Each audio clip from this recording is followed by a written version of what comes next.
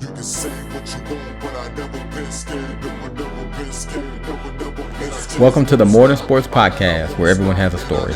On today's episode, I speak with Bruce Hampton. Bruce is a product of New Iberia High in New Iberia, Louisiana. New Iberia is a Class 5A school 20 miles south of Lafayette and 70 miles southwest of Baton Rouge. Along with his football honors in high school, Bruce was also an all-academic state selection during his senior year. After high school, Bruce decided to choose the University of Louisiana, Monroe to continue his playing career. During Bruce's time at ULM, he played in 45 games, in which he started 33 of them at left tackle. Bruce was also a second-team All-Sun Belt selection during his junior year, and he followed that up with first-team honors during his senior season. In 2016, Bruce was honored by ULM by being designated as one of the ULM 22 of 22. This highly acclaimed award was bestowed upon Bruce as one of the top players in the history of the program. We have a lot to unpack in this episode as Bruce discusses his setbacks and successes while balancing the life of a student athlete. Thanks for joining. Now let's start the conversation. All right, welcome everybody. I'm here with Bruce Hampton, Mr. ULM himself, man. So, welcome to the show. How you doing? Man, I'm doing good, man. Thanks for having me, man. No, man, I'm glad you could make it, man. I've tried to track certain people down, and certain people been dodging me, man. But thank you for being a man of your word and coming on, man, and meeting up with us today, man. So I appreciate you taking some time out. No problem, man. No problem. Anytime. All right. So let's jump into it, man. So what's kind of like your relationship with sports now, man? Are you an avid watcher or? Yeah, man. I'm still into it, man.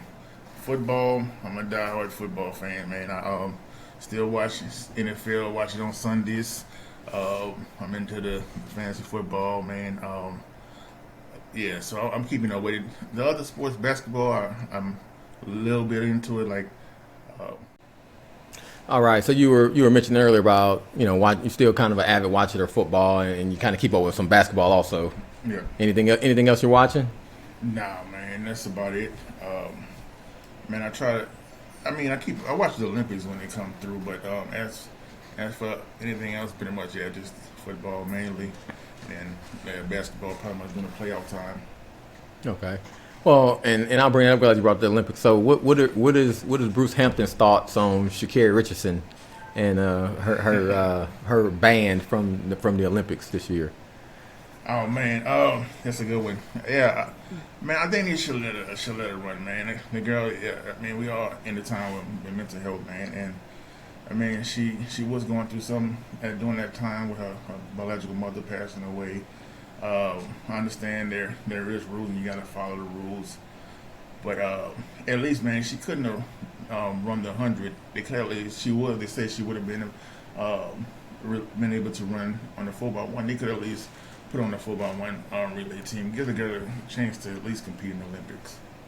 Right. Yeah, and I did read the statement. I guess from the team that was designating the runners for the 4x1, and I did kind of feel it as a cop out from their explanation, just saying that they wanted to continue to adhere to the anti-doping rules of the Olympics. And through the United States as it relates to her being, not able to run the 100. They didn't want to, give a false narrative to allow her to run in the 4x1. But I agree, man. It's not a. There are rules, to your point. There are rules, but it's not performance enhancing. Correct. It would not have affected her performance one way or the other. Correct. As it relates to her coming into Tokyo to compete. Correct.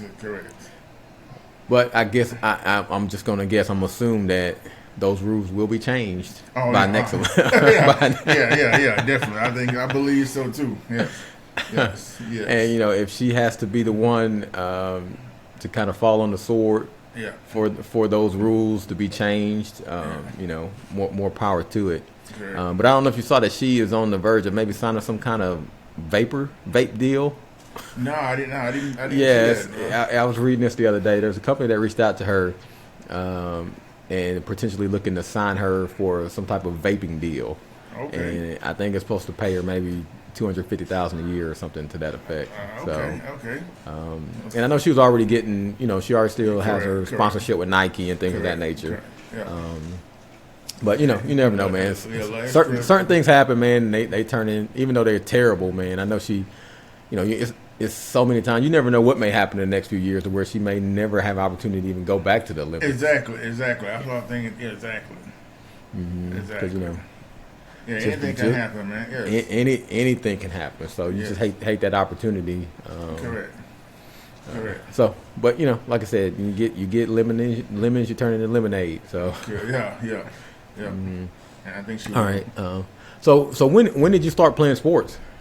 Man, honestly, bro, I didn't even start playing sports until I was in middle school. Okay. Football, I began playing sports when I got to middle school.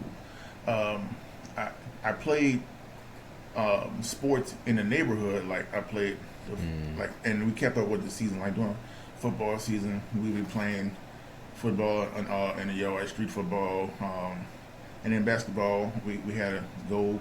So everybody by my house, everybody come play basketball, and then we had a baseball field like right behind across the track behind our house.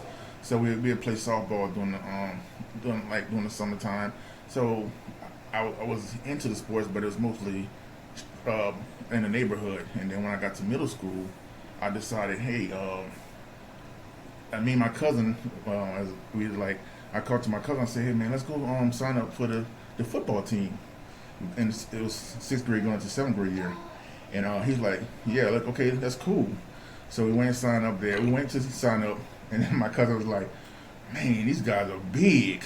And so after that, he changed his mind. He went into the band, and he's an awesome drummer. So man, he's an amazing drummer. He's been doing that for the longest. But yeah, that's how I got into football, man. Into my middle school, my 7th grade year. Okay, so so you didn't have any kind of feelings about him backing out on you? Nah, I didn't, man. I wanted to play, man. I understood, man. I was like, man, that's fine. You do you, man. I was like, man, I wanted to play myself. So I'm like, even if he backed out, I was still into it. Okay, so when you got out there looking to play 7th grade year, did you step out there? Were you a natural or something you had to work at, or what did the coaches kind of? Correct. No, it was something I had to work at, man.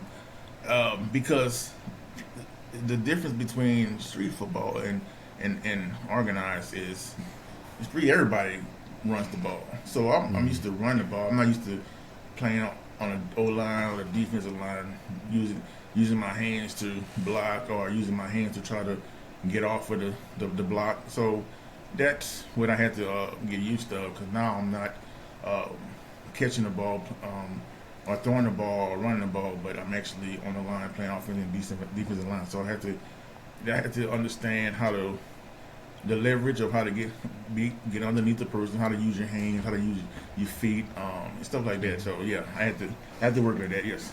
Okay. Was that something they were teaching in junior high about leverage and hands and things of that nature, or was that something? Honestly, yes. We had in my junior high, we had an offensive line coach and a defensive line coach, and he worked with us on using leverage and using your hands. And I think that's where it actually started for me, man. It's that I getting that in the 7th grade and in 8th grade, it really helped me, propelled me into once I got to high school, college, and arena football. That helped me. Okay. Like, was that anything that you wanted to do other than football when you started playing junior high, or was that just football? You were locked into there. That was my passion, man. Was football, man. The coaches, they talked me into doing track for the shot put in discus because of my size, but what football was my number one passion. That's what I wanted to do. Okay. All right. So I start playing 7th, 8th grade year. I mean, I'm pretty sure y'all had some fairly decent success. Then coming into New Iberia High School, right? Yes. Class 5A, so you guys were obviously a large school, Yes. A lot of competition there. Yes. So, once you kind of get in there, coming through everything, stepping on the campus, Like, did you feel like you fit in immediately, or was that like, once you started playing and going through maybe freshman, sophomore year, you kind of felt like now I fit in? So ironically, New Iberia, we had, once you left middle school, we actually had a separate school for the freshmen. So you didn't go actually to the high school until you got to 10th grade. So there was that 9th grade year, you was at New Iberia Freshman High. And it's changed now. I think once they built the second school, the second high school out there, then they made it where 9, 10, 11, and 12 goes to the high school. But when I was going, the 9th grade year, you went to a separate school. You went to freshman high, individual. And so, I mean, now, everybody's pretty much the big man because we all 9th graders. Mm-hmm. And so that year, it was fun because we also got to play the JV team, and being a freshman, being on the line, I actually they call it a tackle eligible pass for me against the freshmen, against the JV team, the Niche JV team, and man, I had the whole team on me, the whole defense on me, and they had to stop the whistle because they didn't get me down, but I couldn't progress because all 11 of them was on me, and so, but yeah, so then going into from freshman high, that's what we call it, from freshman high going to sophomore year. Right. So how was that like? But coming in, like obviously you just mentioned like the whole defense was on you. Mm-hmm. So like what was your, I guess, measurables coming in, man, into that 9th grade year? Were you 6 feet? Were you 5'11"? Like, man, I was big, man. I was like 6, probably 6 feet, 6'1", something like that. Okay, as a freshman. Yes. Okay. Yes. All right. Yeah, yes. It was me and another guy. We were like the biggest guys on the team. And he was bigger than me actually. The crazy part about it. So yeah, we were pretty much. I pretty much decided that you saw me. When I got to college, I wasn't too far from that when I was in high school. And okay. So yeah, I was probably about 6 feet. I would say 250. I'm probably something like that. Okay. And so yeah, and they're stepping on the field, dominating day one, right? Yeah. So I got recognized. So yeah, that helped me get recognized going into my sophomore year. So the actual the coaches for the actual 10th, 11th, and 12th for the varsity team, they recognized me at the freshman, even though I was at a different school. They recognized me based on my size and my play. And so, ironic story is,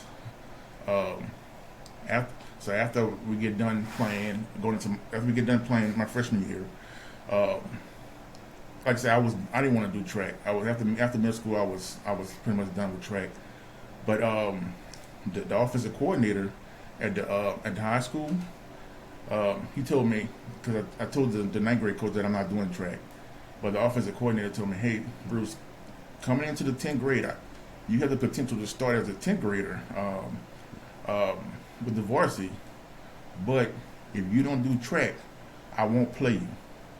And that's what he told me. If I don't do track for the 9th grade, if I don't throw shot, put a distance, he won't play me my sophomore year in high school, even though he said I had the potential to play it. That's interesting. So something you didn't want to do at all. Correct. So they kind of felt like, I guess I'm assuming he felt like you had some potential, and he had some leverage. Yes. Yes. So what I'm assuming you still made the decision to go ahead and run or throw for track and field. Yes, I did. So I guess I'm a little curious. Did you perform well? Because I'm assuming his anticipation was that you was going to perform well. That's why he wanted you to play so hard, to where he was, obviously blackmailing you. Correct. How did you perform? No, I performed well. Okay. I wasn't. I wouldn't say I was the best at it, but I performed, and I placed in middle school. In 9th grade, but yeah. It wasn't my passion. and honestly, I didn't all give it all, but I mean, I did give it my best, and like I said, I did perform well. But in the back of my mind, I just like, man, this is not what I wanted to do. Like my focus is on the gridiron on the football field. Right, absolutely. So, okay, well, I guess now we have to ask the question: Did you start? So yeah, coming into my sophomore year. Yeah, that's the question. Coming into my sophomore year, I did start. So yeah, I did get to start. It was mostly our team was mostly juniors and seniors, but I think it was me as a sophomore, and then I want to say our running back was a sophomore as well. So we both came from the freshman team and started our sophomore year. Okay. So what position were you playing now? At that time, I was playing left tackle. Okay. And is that what you played during the ninth grade year? In ninth grade year, I played left tackle and I played on the defensive line. Yes. Okay, so you played both ways ninth grade. So you came over on the varsity team playing left tackle. So you didn't play any defense on. I didn't play any defense. No. Okay. All right, that makes sense. I can kind of understand that now. So, like, what was your expectation? Like, obviously, you had this promise from the coach that if you did track, that you were gonna have opportunity to start as a sophomore, and it's not like you were hidden. You were out there at left tackle on the island. Yes. So that's a significant responsibility, man, for a sophomore. Correct. To be the starting left tackle of the varsity team. So, yes. Do you think you understood the magnifications of that opportunity at that time? Man, no. Honestly, I didn't. Man. I would be honest with you, I didn't, man. And to be honest, because I didn't understand it, I don't think I was ready at that time either. I think I should have been. Being honest, I should have been more a guard or a right tackle, but putting the sophomore at left tackle, and I wasn't really understood the magnitude of, man, you're going from playing with people I've always played with people who's been my age and I've been bigger than, to now I'm playing against juniors and seniors and people that's just as big as me or just as fast. And yeah, so mindset wise, I wasn't ready for it. So throughout my sophomore year, a couple times, maybe 2 or 3 times, I actually got benched because I wasn't performing up to the. But and then once you get that mindset, once you get benched, then it clicks. That's when it clicked, and I'm like, uh-oh. And after that, I was able to pick it up, man, and stepped up my game, and I mean, I worked at it with the practice, and because I had some of the, at Nish, man, we had some great athletes. So in practice, you got to feel that heat, you got to taste it. So I mean, it did help me. So getting that experience did definitely help me much. Did you have other guys on the offensive line, man? Obviously, like I said, you coming in as sophomore. I'm assuming the rest of the offensive line were probably predominantly seniors. Like, did you have any seniors or anything like that kind of try to mentor you, bring you under the wing, man, kind of show you how to practice, how to live? Or, were you kind of on your own? No, I was on my own, man. I I'm gonna tell you, I had one guy, he did help, man. Like, he did, but he played on the defensive side. He's a D lineman, and I mean, sometimes he would come in on offensive line, but yeah, he helped me he helped me with the mentality wise of, man, this is to how when practice, like me and him would go against each other in practice, and he would definitely help me. I'm like, man, this is what I'm seeing that you're doing, and this is where you might need to. A different type of set. Like me and him, when he would walk, show me what I was doing in practice, just to help me with my sets and with my hand placement and stuff like that. So other than that, but offensive line, not really. But I did have the one guy on defense. On defense. Yeah. Okay. So I guess I'm curious also, like, just on the coaching staff wise. Obviously, they put you in a situation I'll go ahead. This is my opinion. I mean, you obviously you're open to your opinion. They kind of put you in a position not to succeed. And I think that was really important. I guess in those that play football or understand the game of football, you know, the left tackle is the toughest position to play on the offensive line. So for a sophomore coming in who, like you said earlier, just had been playing with other people that were your age, your size, and you obviously for the most part predominantly bigger than them, to step on a year later, now you're 15 potentially, and now you're playing against 18-year-olds. Correct. And you know, from that time span and just size and strength and even practice reps and game reps, like it's significantly different. Correct. But as you were having some of those struggles, like were there like conversations with the coaching staff, or were they just pulling you out, telling you, hey Bruce, you suck, man, sit down, we're gonna put somebody else in? No, man. Like I said, we didn't. The crazy part is we didn't truly have a offensive line coach. I mean, we had an offensive line coach, but I don't really think he knew the nuances of the offensive line. So, I mean, like I say, those first couple of games, those first 3 or 4 games was, like I said, was rough. Like I said, that's the ones where I got pulled out. But I was after our 4th game, I said, man, it clicked. And once it clicked, it's over. I was good then. I mean. And it wasn't nothing that the coach, like I said, nothing that the coach did or the coach said to me. Said it clicked to me when I realized, hey man, now you went from, like I said, playing with the freshmen to now you're under the bright lights. Now you wear the big, like I said, the big boys play. So it clicked. So then the practice, like I said, the help with practice, with the defensive lineman, me and him talking through what I'm doing when I'm blocking him. That all helped me, and once that 4th game, once around the fourth game, it clicked, man. I was straight then. So and I said, to be honest, I don't even remember who our offensive line coach was that year. That's to tell you how much interaction that I had with the offensive line coach. I don't even think that I remember who the coach was that year. And well, and we've learned now, like, you know, just because he was coaching offensive line don't mean he knew.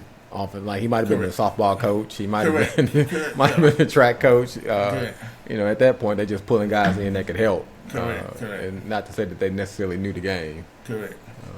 So they was like, "Hey, guy, you want an extra $1,500?" Exactly. Okay, so like I said, kind of had a rocky start to starting off your sophomore year, starting at left tackle, put it together around the 4th game. Man, you guys kind of end the season. So coming in. Like spring moving into your junior year, and then obviously 2-a-days, man. Like, what was your mindset? I mean, you played under the lights now, so you know what it's like. And coming in as your junior year, man, like what was your mindset? Man, coming into my junior year, man, I was like, my mindset hit. It's like, now it's time for us to take it to the next level, man. We have the talent. I mean, we had the returning. Pretty much our whole team's returning.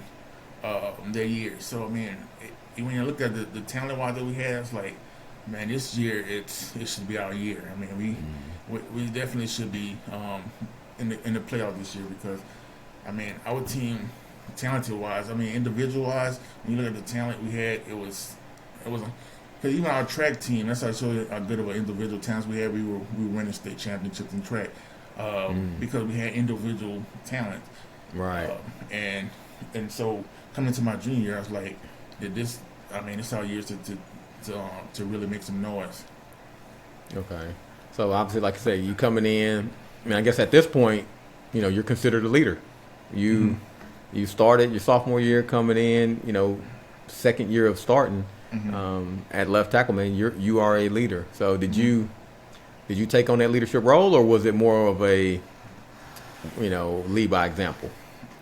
That year we had a lot of more seniors, so I felt I wasn't the leader yet, but I felt in offensive line wise, yes, I felt like I was I was a leader on the offensive line, but yeah, I felt in that part I was more of a lead by example type of guy.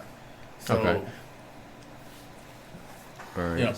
So all right, moving into this junior year, man. Do you kind of reflect or remember like how did you perform individually that year, your junior year? That junior year, man, I felt that. I mean, I felt that I felt that I performed pretty well. I mean, we were offensively. Our team wasn't disciplined, so that was the struggle that we had. Like, man, like I say, we had so much talent that we were rushing like some game like 500 yards a game, 400 yards a game.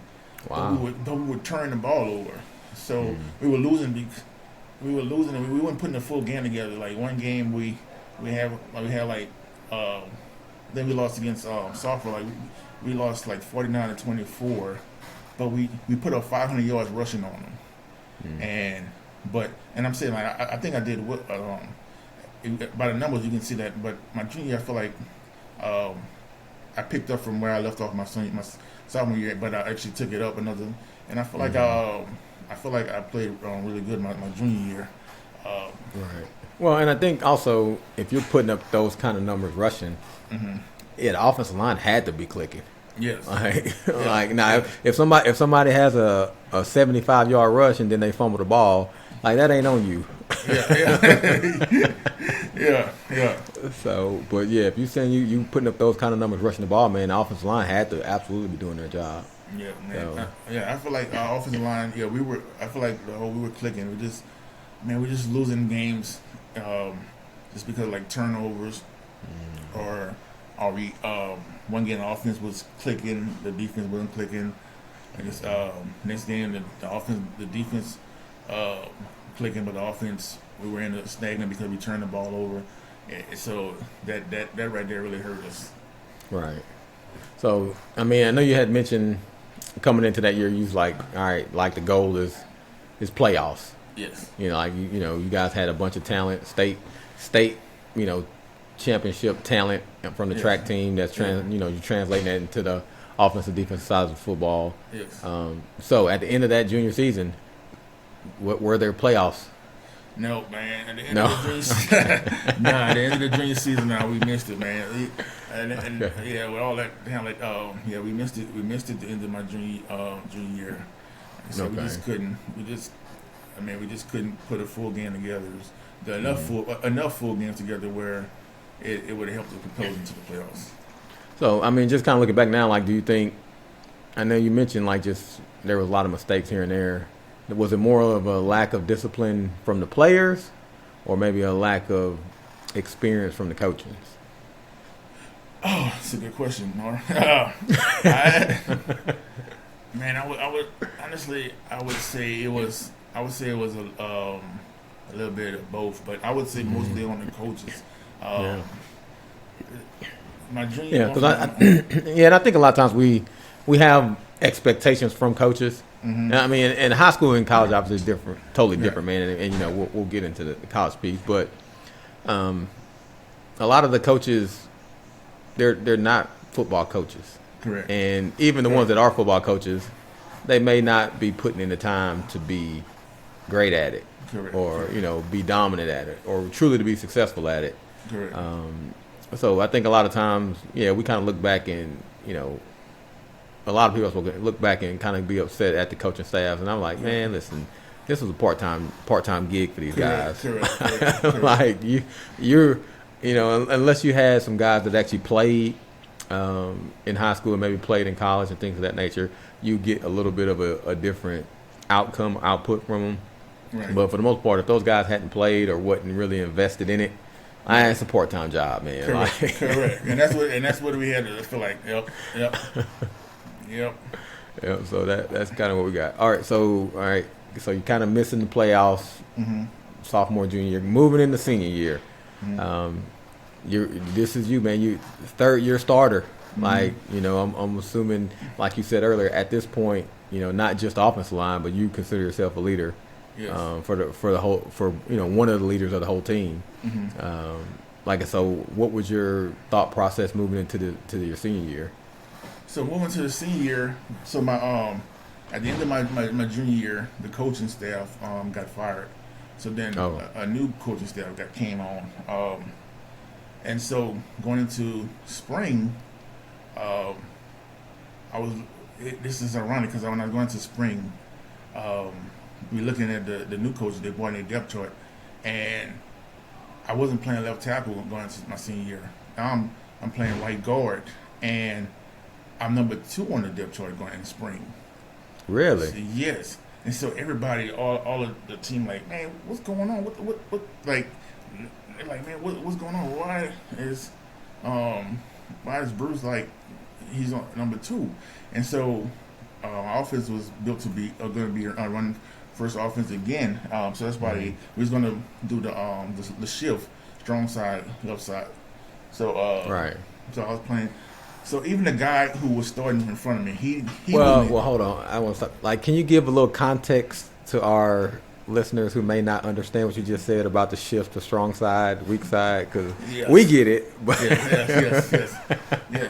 So some is a strong side is the side where you tend to have your best run blockers because you're gonna that's the side of the line you're gonna tend to run behind, and your left side is, or some say weak side, but left side is pretty much you might be your best pass blockers. So right. So some teams they rotate. So if they're gonna run, if they strong side, where the tight end lines up, it's pretty much gonna be where your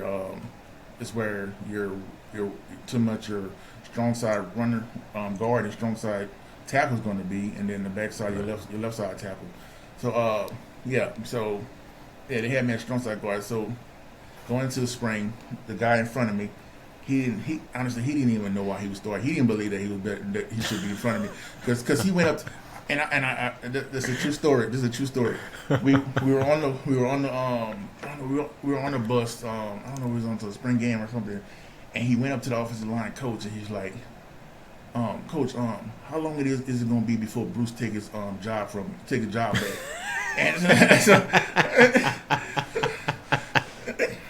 that's great. Yeah. And so sure enough, after the first spring game, it flipped. I'm starting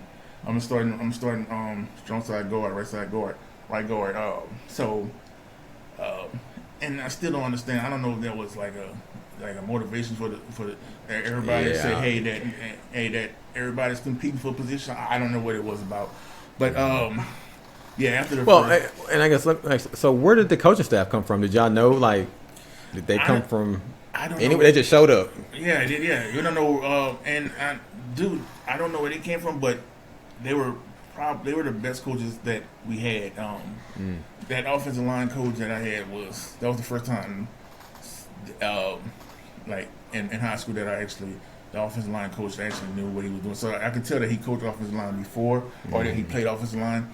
Honestly, I don't know. So I guess basically what you're saying, like coming into your, the spring game before your senior season, was the first time you actually was coached on the offensive line. Yes. Yes. Everything else was based on talent.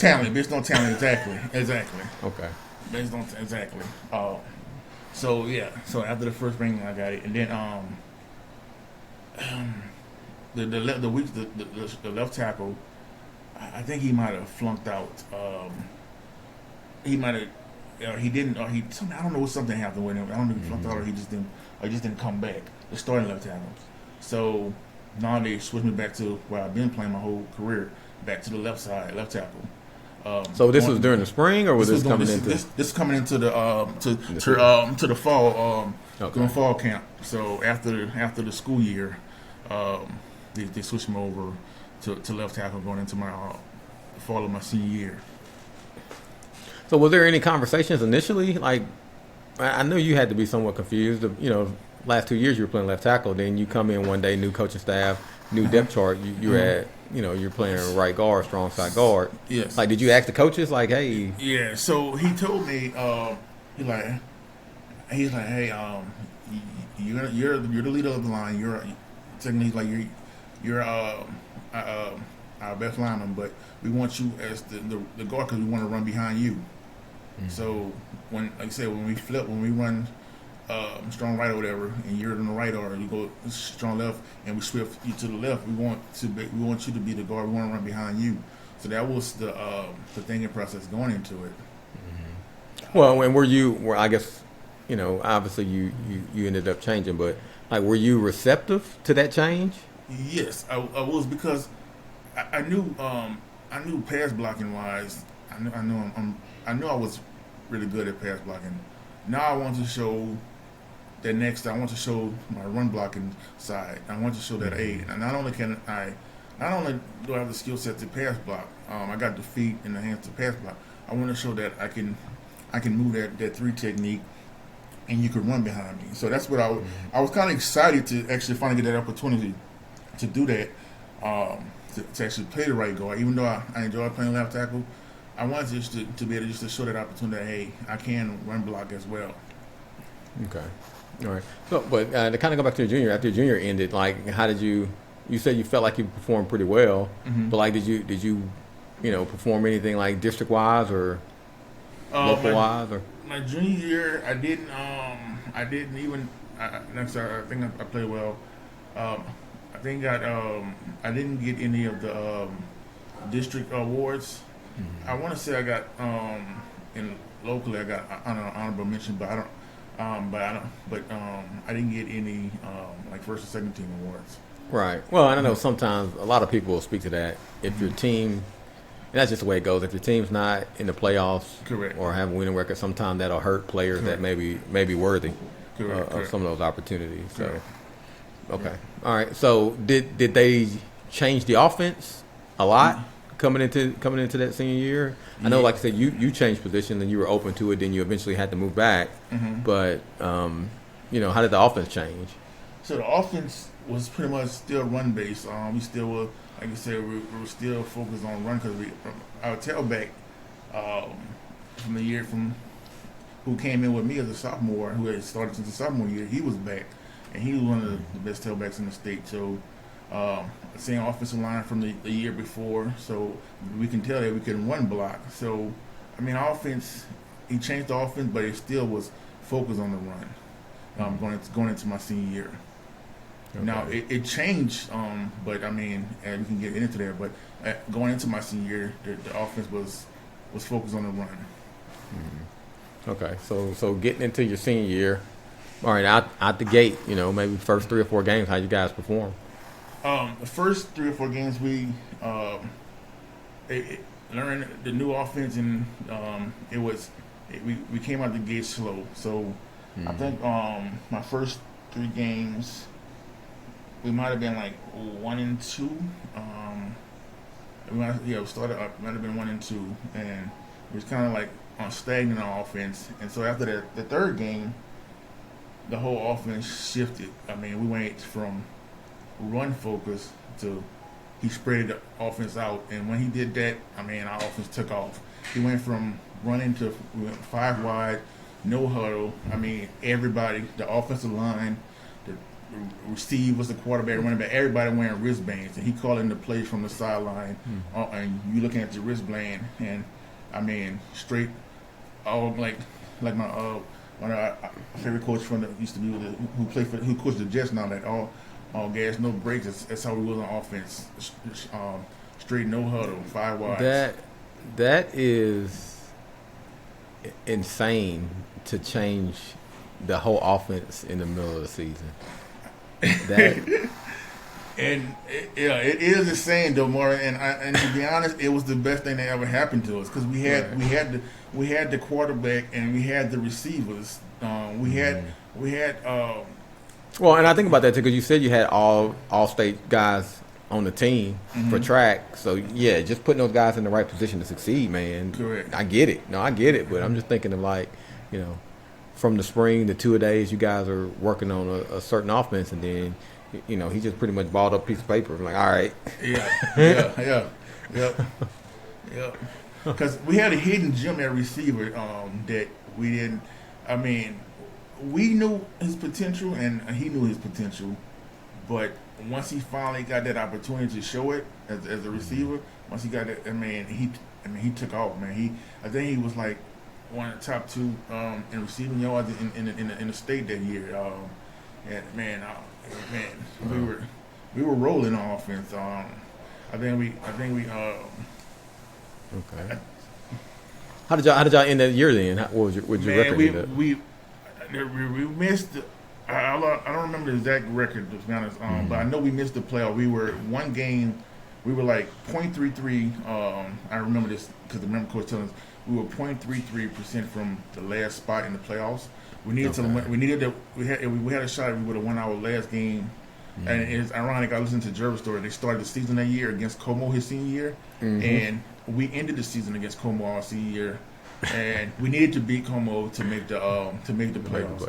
And we didn't beat them. They got out of bounds. The crazy, but man, we was so good. We lost by 2 points to Lagrange my senior year. Who were they were ranked in the state in 5A. We lost about 2 points to who was the other one? Another ranked team in the state that year. We were putting up points. We really couldn't stop nobody. We were putting up points and we were scoring on.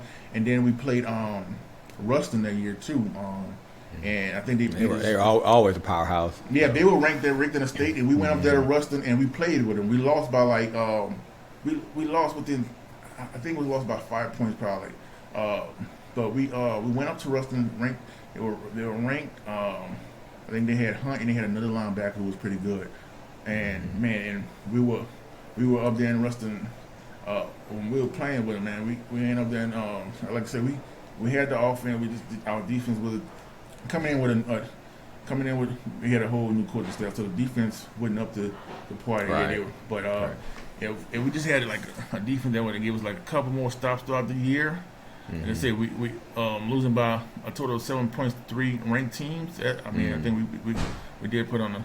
But yeah, absolutely, man. That's impressive, man. Because like you said, some of the top teams in the state, and I think about like you say, because during that year that Jefferson played Ruston also, and I think they losing by 30.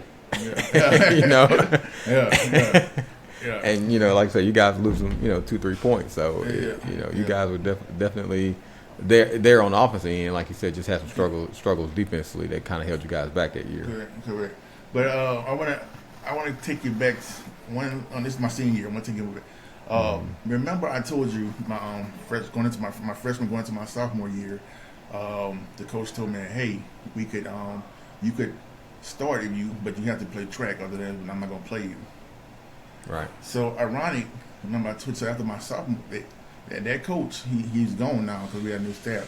So he's coaching Opelousas. And Opelousas has Devery Henderson that year. So this is our senior year. And this is our homecoming.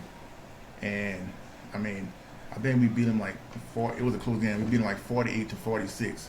That tells you how we was doing on offense. But it also tells you how we was doing on defense. Right. So it felt good to get back at him for that blackmail that he did. That was one game I like. We definitely going to win, and I was like, he can tell it. I could feel that. I was like, it just felt good just to get back at that coach for that blackmail. So yeah, for our homecoming game, we got him 48-46. Wow, redemption. Yes. All right. Okay, so like I say, kind of wrapping up your senior year, then. Obviously you guys missed the playoffs. Obviously disappointing. Yes. But one game, man. One game that's still gonna harm me. Well, at that point, it's not even really a game, man. If you guys would have scored more points or the defense would have played a little better, mathematically, you guys could have had the same record and still made the playoffs. Yeah. So it comes down to a few touchdowns here or there. Correct. True. Yeah. True. So that's tough, man. So, at what point did you know like you were gonna have an opportunity to play at the next level? Like, was that just something like you knew, or something you started to have conversations with the coaches, or was there scouts starting to come to the game during your senior year? So it was both, man. So at the end of my senior year, I did. So that's when I started getting the recognition. I got the first team all district. I got. First team, the all area for the area, and then I got the offensive lineman award at our school. So I was getting, now the awards was going to come in. I was also getting the letters. So at that point, and then the coaches were talking to me. It was their first year. They were telling me, hey, you can, you have the potential to play at the next level. I mean, you definitely should continue to play because you show that you are you do have the skill and the potential to play in college. Mm-hmm. So at that point, I'm like, yeah. Once the awards and once the coaches and telling me and then the letters, yeah, I knew that. Yeah, I can play in this level. Well, but it also speaks to the consistency, man. Like I guess during those times, sophomore, junior, senior, did you miss any games? No, man. The blessing, bro. I missed. This is a great story. I missed one game throughout my high school career, and it was my fault. It wasn't. I didn't get hurt playing in the game. I got hurt. I was playing street football, and yeah, couldn't let it go. Huh? Couldn't let it go, man. So I was running the ball, and somebody hit me, and I slid into the sidewalk. The cement had it's sharp at the end, so I slid head first into the cement. But I didn't know that I didn't know that anything happened. So I'm bending over, getting ready to run the next play, and so one of the guys like, man, Bruce, I can see inside your head. You hit, so I feel, man, in my head. Hold on. He said he could see inside your head. Yeah, it's like he can feel like the chunk that I still have the scar on the top of my head, bro. I can feel inside of my head, so I have to get my head. So I have to get a stitch. I have to get stitches, and we were supposed to play. We had to play that Friday. And the doctor cleared me to play. So we was going from New Iberia up to play up in Lake Charles. So it was about an hour 45 minutes, probably about an hour and a half. Yep. So we drove, but they didn't have my gear. So the doctor cleared me right before the game to play. But my gear was still back in New Iberia. So that was the only game I missed throughout my whole career in high school. And like I said, it was nothing. I got hurt in the game or something to me. So after that, I gave up the street football. Yeah. I just put you to the side. All right, Bruce. Listen, man, we got bigger things to think about. Correct. I'm surprised they just didn't grab one of those guys that wasn't playing. All right, there was, but the thing is, I was a bigger guy, so I mean, you have to Yeah. Maybe they had the pad, but the helmet probably would have been a difference. Right. Yeah. So. They were looking for somebody for me to get, but it didn't work out. Mm-hmm. So what year was that? That was my senior year. Okay, so that was your senior year. Okay. No. I'm sorry. Take that back. Okay. That was no, it was my senior year. That was my senior year. Okay. Well, I guess I got to ask now. Did y'all win the game? Did we win that? That's a good question. Because obviously you might have been the deciding factor if you did not. I don't think. No, I don't think we won that game. I'm trying to. I vaguely remember. But I don't think we won it. Yeah, I could have been a deciding factor. Yeah. Yes, my selfishness can't not giving up foot. Street football, right? Yeah, because it costs us the chance of making the playoffs. Mm-hmm. All right. So I also found out you were also I guess it's academic all city. All state. Yeah. I'm sorry. Let me put some respect on it. So like, what was the importance? Obviously, like, for you to have that, man, like you stressed some importance. I mean, you personally, and obviously, at home, as far as as it relates to like academics, man. So, like, can you kind of speak to like what you felt like the importance was? Not only to perform well in the football field, but also in the classroom. Yeah, man. It's always been there, man, since I was a kid.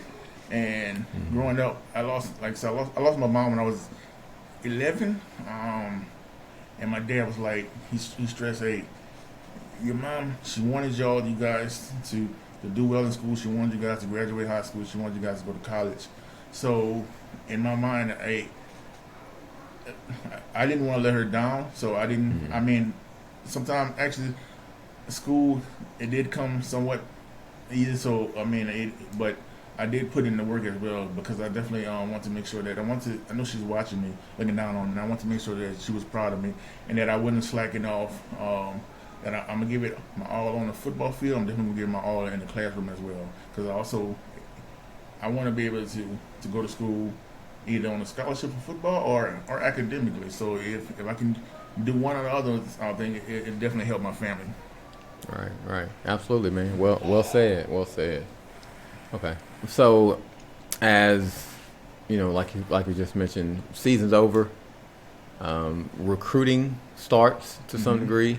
Mm-hmm. Like who all was knocking at the door of Bruce Hampton to come, you know, to render your services? Yeah.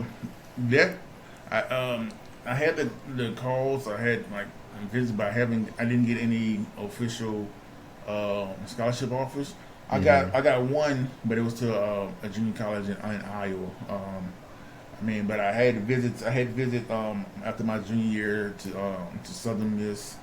I had I went on a visit to this one. It wasn't an official visit, but I went on a visit to Louisiana Tech after my senior year, and then to ULM. But Iowa, the JUCO in Iowa was the only one that actually officially gave me an offer to come out there. Okay. So had a few unofficial visits. I'm assuming you automatically did you even entertain Iowa, or was that just off the table just because where it was? No, honestly, I wanted to go, but my dad didn't want me to go because of where it was. But I wanted to go. Mm-hmm. Because like I said, I want they offering to pay for it. I want it. It's something that my parents don't have to come out of pocket for. So yeah, no, I was entertaining it. Right. Okay. So you chose the University of Louisiana at Monroe. So how did you come to that decision? As an ironic, I didn't even know about ULM. I didn't even know where it was. Yeah. So. Well, and I'm thinking like down in obviously like Bruce down in New Iberia, which is 25 miles south of Lafayette. Yeah, somewhere there. Yeah, yep. So he's a bayou boy. Yes. So yes. For Northeast to be up in the top northeast corner of the state. Correct. Yeah, and obviously was not a winning program and was not getting a lot of notoriety in the state. Let alone once you start looking at the economy of North and South Louisiana, there's South Louisiana, and then it's the rest of the state. Correct. So the Northeast or ULMs, the Louisiana Techs. Obviously you probably knew about Grambling. Yeah. But there was not a lot of notoriety or awareness in South Louisiana with some of those schools up north. Correct. Yep, exactly. So I didn't even know, honestly. I knew about Louisiana Tech. So we went on a visit to Louisiana Tech, and we just happened to, I guess, see a sign that says Monroe, like 30 miles or something like that. However many miles away. It's 30. It's about 30 miles. ULM. So my dad let's go down to ULM. So we went down to ULM, and we showed him. My dad had a tape. He had cut up a tape for me of my blocks and stuff like that of my playing. Okay, so I do want to ask this because that's been the top. So the tape that your dad had, I guess it was kind of like a highlight tape. That's something that he or y'all put together on your own. Yes, because my dad is a photographer, so he has his own photography business. So he would used to video for my middle school. He did the videos for him, and so even when I got to high school, he did videos as well. So he would record the games. So he did help for man. Well, shout out to Pops, man. Yeah, He's A1 on the game film on the highlight tape, man. Exactly, man. Yep, exactly. My dad was there for us. Yes, he definitely was there. So, and I guess what you're saying, like you guys had an unofficial visit. So I'm assuming you had, even though did you reach out to La Tech initially and just kind of let them know you were coming, or did you just kind of just show up to La Tech? No, I know you said it was an unofficial visit, but correct. Yeah, they knew we were coming, and so they wanted us to come out there. So yeah, we had a good visit with them, but they didn't have any like scholarships at the time. Right. So they were Well, and I guess I'm saying because like you were like after you finished the visit with La Tech, you were like, all right, Monroe's only 30 miles. Let's go down there. Like, did you kind of give them a heads up, or you just was like, all right, let's just show up, see if we can run? Nah, we just showed up. We just showed up. So we went up to you went up to ULM, and we showed them the film, and they were interested. They was like, hey, we don't have any scholarship right now, but if you come, we can guarantee you one in the spring. So all you gotta do is just go through this fall semester, and then we'll have one for you in the spring. And so, I mean, once he said that was like, okay. And then we were working with Coach Kenny Ray, Coach Ray, and my dad. Is that the first person you met when you got up there? Yes. Okay. Yes. Well, that's positive. Yeah. Exactly. Well, and I know that has a lot to do with like your first impression is huge. Correct. So your first impression going up there with Coach Ray, for people who don't know, like Coach Ray, he was a solid guy. So. Exactly. Agreed. Mm-hmm. Yep. So that's how we end up at ULM. Okay. All right. So you didn't know it, and that is interesting because like you didn't know anything about the program, had never watched them, had never heard of them. Nothing, man. Nothing. I didn't even know they were up there. I didn't even know about Monroe, man. I didn't know nothing about Monroe, nothing about ULM. I didn't know their history, nothing until we got to Louisiana Tech. Right. And then wow. Well, and I guess that's interesting because I know a lot of people in that area, and even talking with some other people, they're normally really aware geographically in their area. So I guess I'm a little surprised why UL Lafayette wouldn't have been an option, or McNeese, or Nichols. That's a good question. That's a good question. So Lafayette, I mean, being from that area, we wouldn't find UL Lafayette. I want to go to Southern. Okay. I want to go to Baton Rouge. But Pop, my dad, he went to Southern, and he was like, he didn't want me there because he felt too much. It was a party school, so come on, man. HBCU, man, come on. Yeah. But he like, man, if you really want to, man, you could. He said, "But I just worried about you." But once we met with Coach Ray, man, it was a good. And what they were saying, we both were like, we can give it a try, a good opportunity. I mean, if they said that, if we trusted that, hey, Coach Ray, and then Coach Kiesler was from New Iberia. He was from New Iberia, so that was another plus. So it was like, man, yeah, if they said they gonna have it for you in the fall, then let's go ahead and give it a shot. Right, trust the process at least. Yeah. So, did you meet with anybody else other than Coach Ray during that first visit? I met with Coach Kiesler. Did you? Okay. Yeah. But who was the offensive line coach at that time? Truex, yes. Okay, but I guess you didn't get a chance to meet him. I don't think I met with him. Now he might have been out recruiting, but I don't think I met with him. Okay. Honestly, if I did, I might have wouldn't interview him. Well, that's what I said. Like when you met Coach Ray, I was like, man, like that first impression, and I could just kind of see, you seeing somebody that even looked like you. Hey, yeah, exactly. We can have a spot for you, and then obviously he taking you to the head coach. Yeah. Like you like, this sounds pretty good. Correct. So okay, nope, did not know that. So that's good to know. All right, so you make the decision. You're walking on campus, ULM. Mm-hmm. Was that your goal to come on and potentially try to play initially, or did you look to redshirt once you got there? Man, my goal was to play. I didn't even know nothing about redshirting. So my goal was to come on and play. Like I said, coming from my senior year, I mean, how successful it was, even though I just wanted to get on the field and play, man. So going into ULM, I was like, I just felt that I wanted to get out there and play. Mm-hmm. Okay.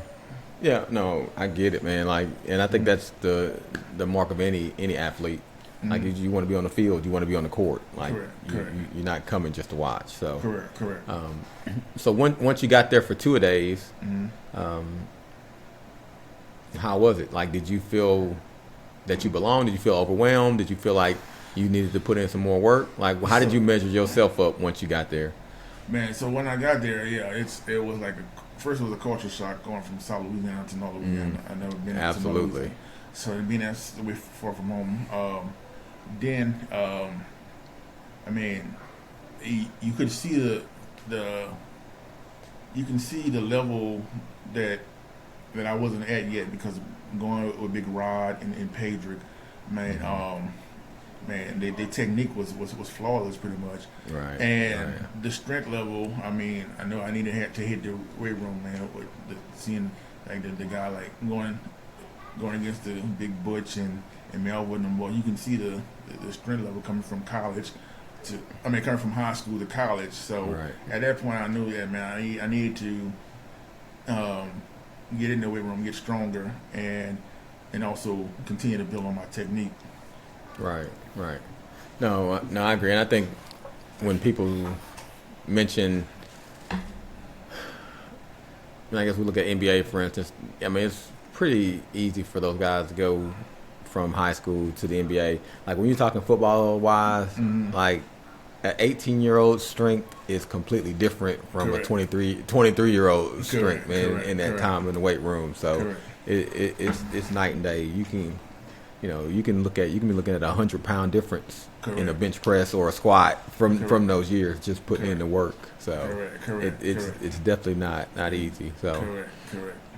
All right. So when you came in, you kind of noticed, like you said, you kind of had some things you needed to work on as far as strength wise. I guess even maybe terminology, technique wise. Obviously you're always looking to get better.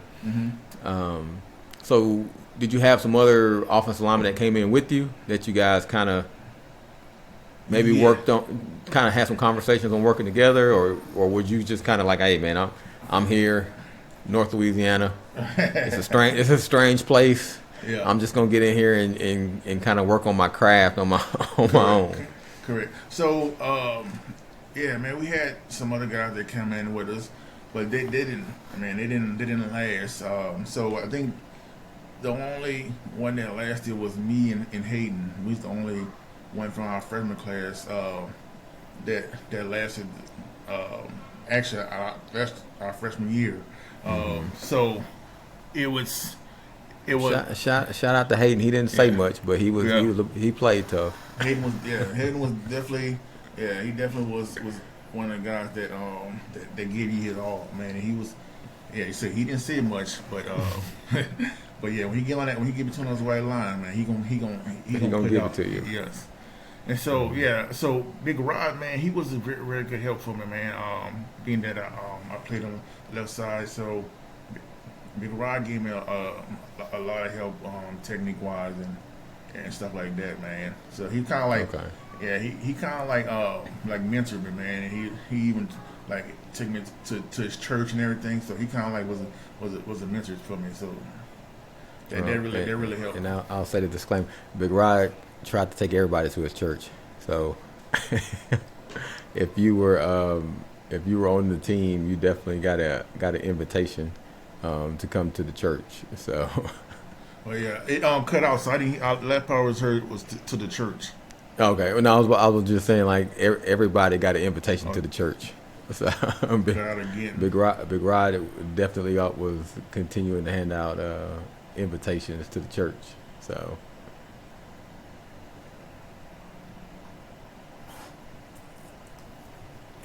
Yeah, you cut out again on me, man. All right. Well, let's see. I think we up and running now. But no, I was saying. Well,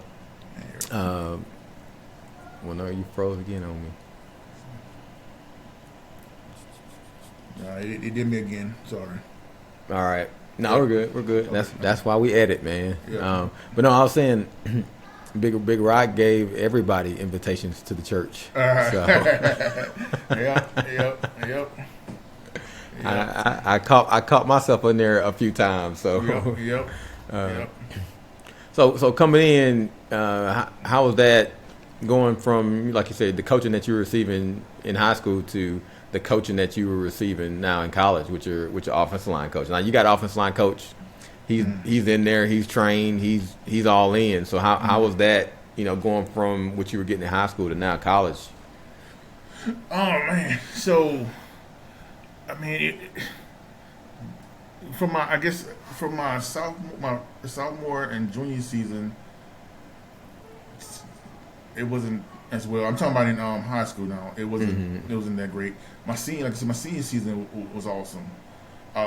Then my freshman year at ULM, I mean, the guy, he knew what he was doing. So he was. I mean, it was kind of like a pickup from my from my senior year to my freshman year. So it was kind of neck and neck, man. But I mean, I still give the edge to my the senior year coach. But I mean, he was.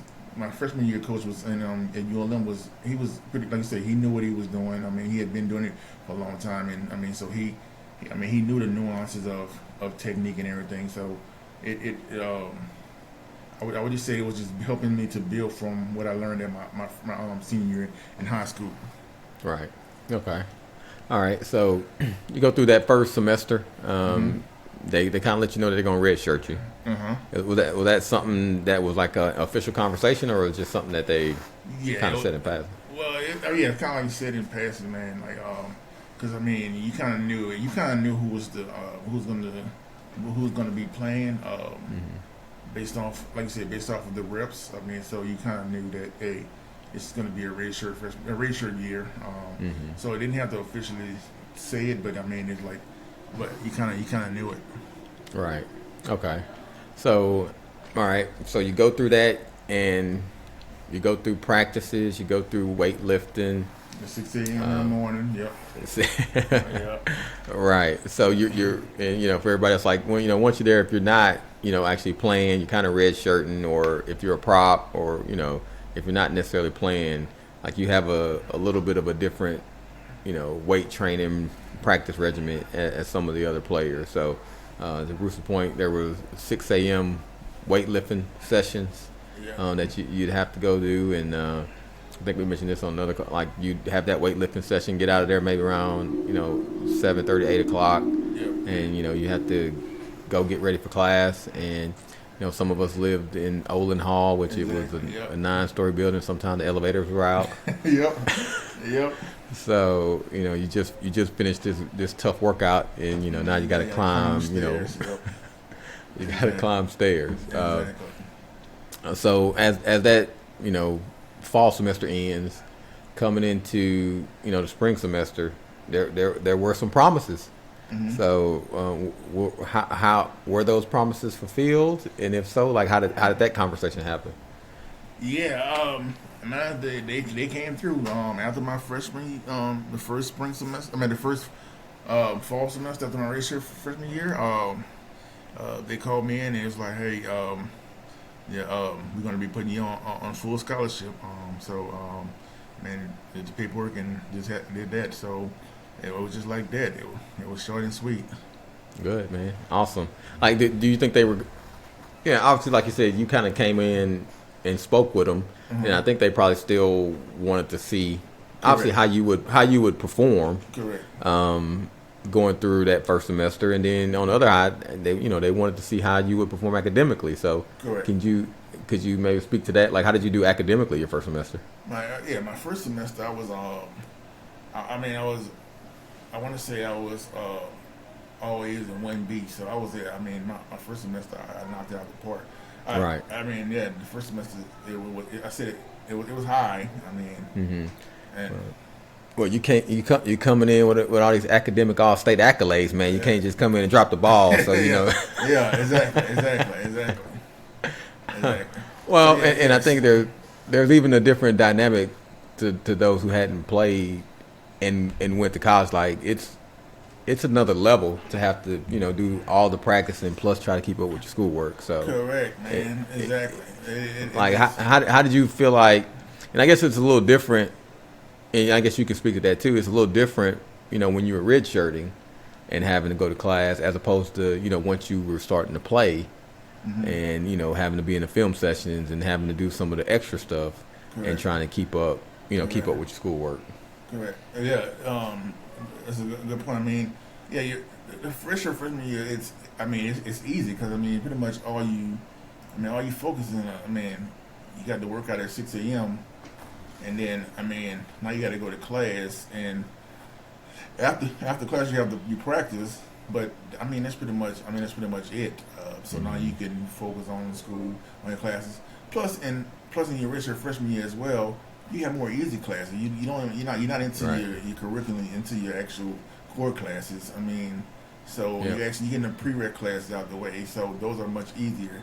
So that also helps. But yeah, once you get into actual playing, and you get into your harder classes, now that's where the real work comes in. Because now you gotta, you gotta put in the weight room time, you gotta put in the film study time, the practice time, and you also gotta put in the actual studying for schoolwork.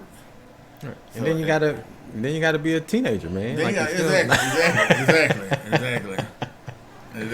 You're still 18, 19, 20. Exactly. Right. You still got to live your college life, college experience, yeah. Absolutely. So what do you feel like? And I guess we'll get into some of that also. But what do you feel like was a key attribute for you to be successful when you're talking about everything that you had to do as far as the schoolwork and the weight training and the practices and the film study?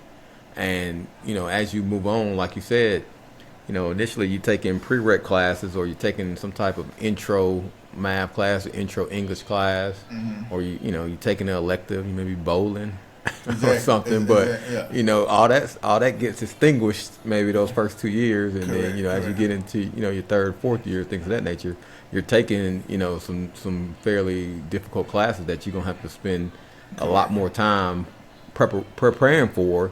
But on that end, your responsibilities are increasing on the field as well. Exactly. So you're getting it on both ends. So I can see that it's a lot tougher to continue to be successful. So I guess that's what I'm asking you, for somebody who's done it, who's been successful at it. What do you think some of the key attributes for you?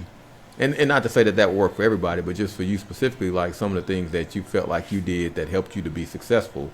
Could it have been, it was just a foundation that, like you mentioned earlier, that was laid, when you were in elementary, middle, high school, there was a foundation there? Or was there, something else maybe that you could speak to that helped you to be successful? First off, there was that foundation. Parents, they make sure you get, before you go outside, before you go into video games, and you get that homework done before you get up.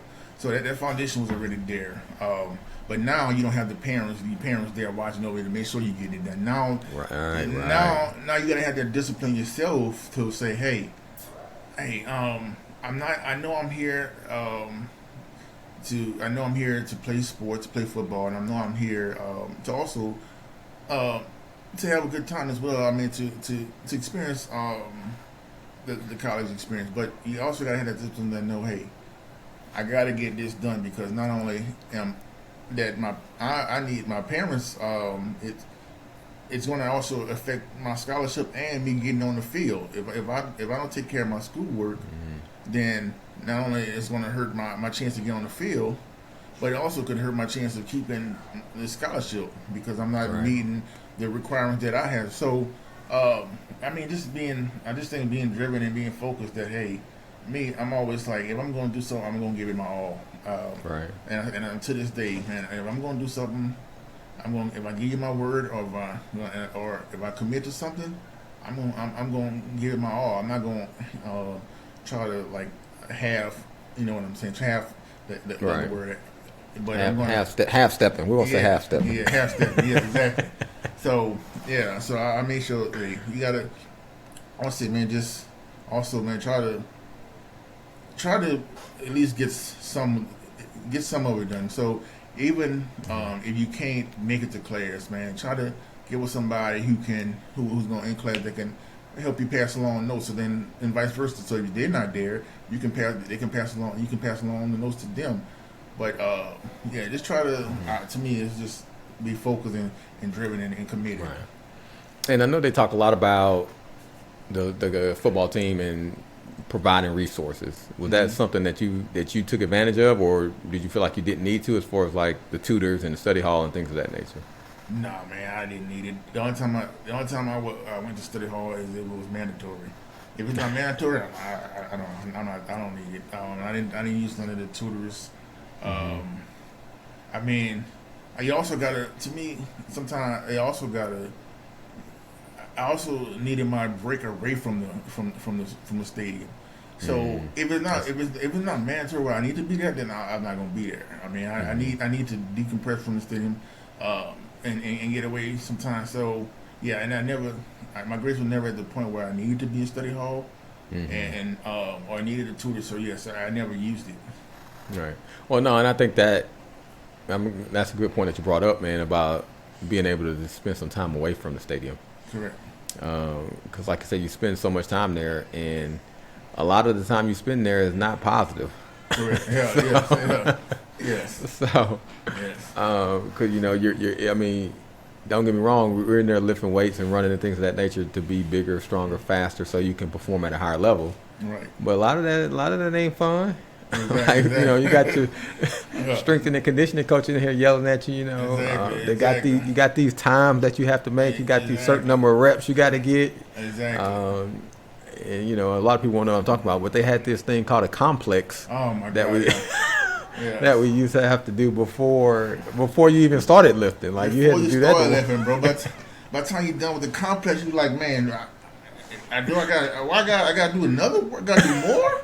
I'm like, the complex is like 3 or 4 exercises on its own. I'm like, right. So, but that's a good point, just to get away. So, like I say, physically you can decompress, mentally you can decompress, and even emotionally you can take a step away. Exactly. Okay.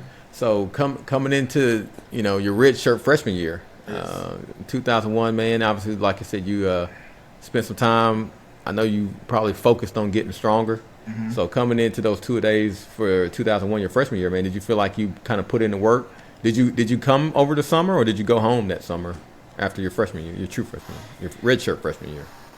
Golly, man, I stayed up there so many summers I don't even know. I don't. I think my freshman year, my first year. Oh man, that's a good question. I can't even remember, bro. To be honest, Okay. I want to say I didn't, but I know I stayed up there. I know for my sophomore year on I did, but I don't know. You did. I don't know about this freshman year. But all right, so like when you got there, your red shirt freshman year, 2001, did you feel like you had made the shift as far as strength wise and preparation wise coming in? Yes. At that point, yes, I felt like I had strengthened up. I think technique wise, I was there. The only thing now is just getting the experience, getting the reps and game experience. Okay. So this year was the team's first year in the Sun Belt Conference. Right. And I don't know, and it's just, I'm asking you from your perspective, like, did that mean anything to you, playing in the conference? Or, I mean, they were independent previously to that, and I know they had made a big deal about coming into the conference and, have an opportunity to earn, conference honors and things of that nature. Right. So, it did. I mean, it gave opportunity, like like I said, the conference awards, conference championship, chance for a bowl game. I mean, I don't know. At that time, did we have the automatic bowl for winning that conference? But I mean, it would give you that opportunity for it. But at least it gave you the opportunity to compete, to compete for a championship. Right. Yeah. Okay. So coming in, like 2 days after, coming in, obviously competing, like once, you kind of getting closer to the season, like where are you stacking up, as far as on the depth chart and things of that nature, as 2 days in for that redshirt freshman year? So in redshirt freshman year, I was actually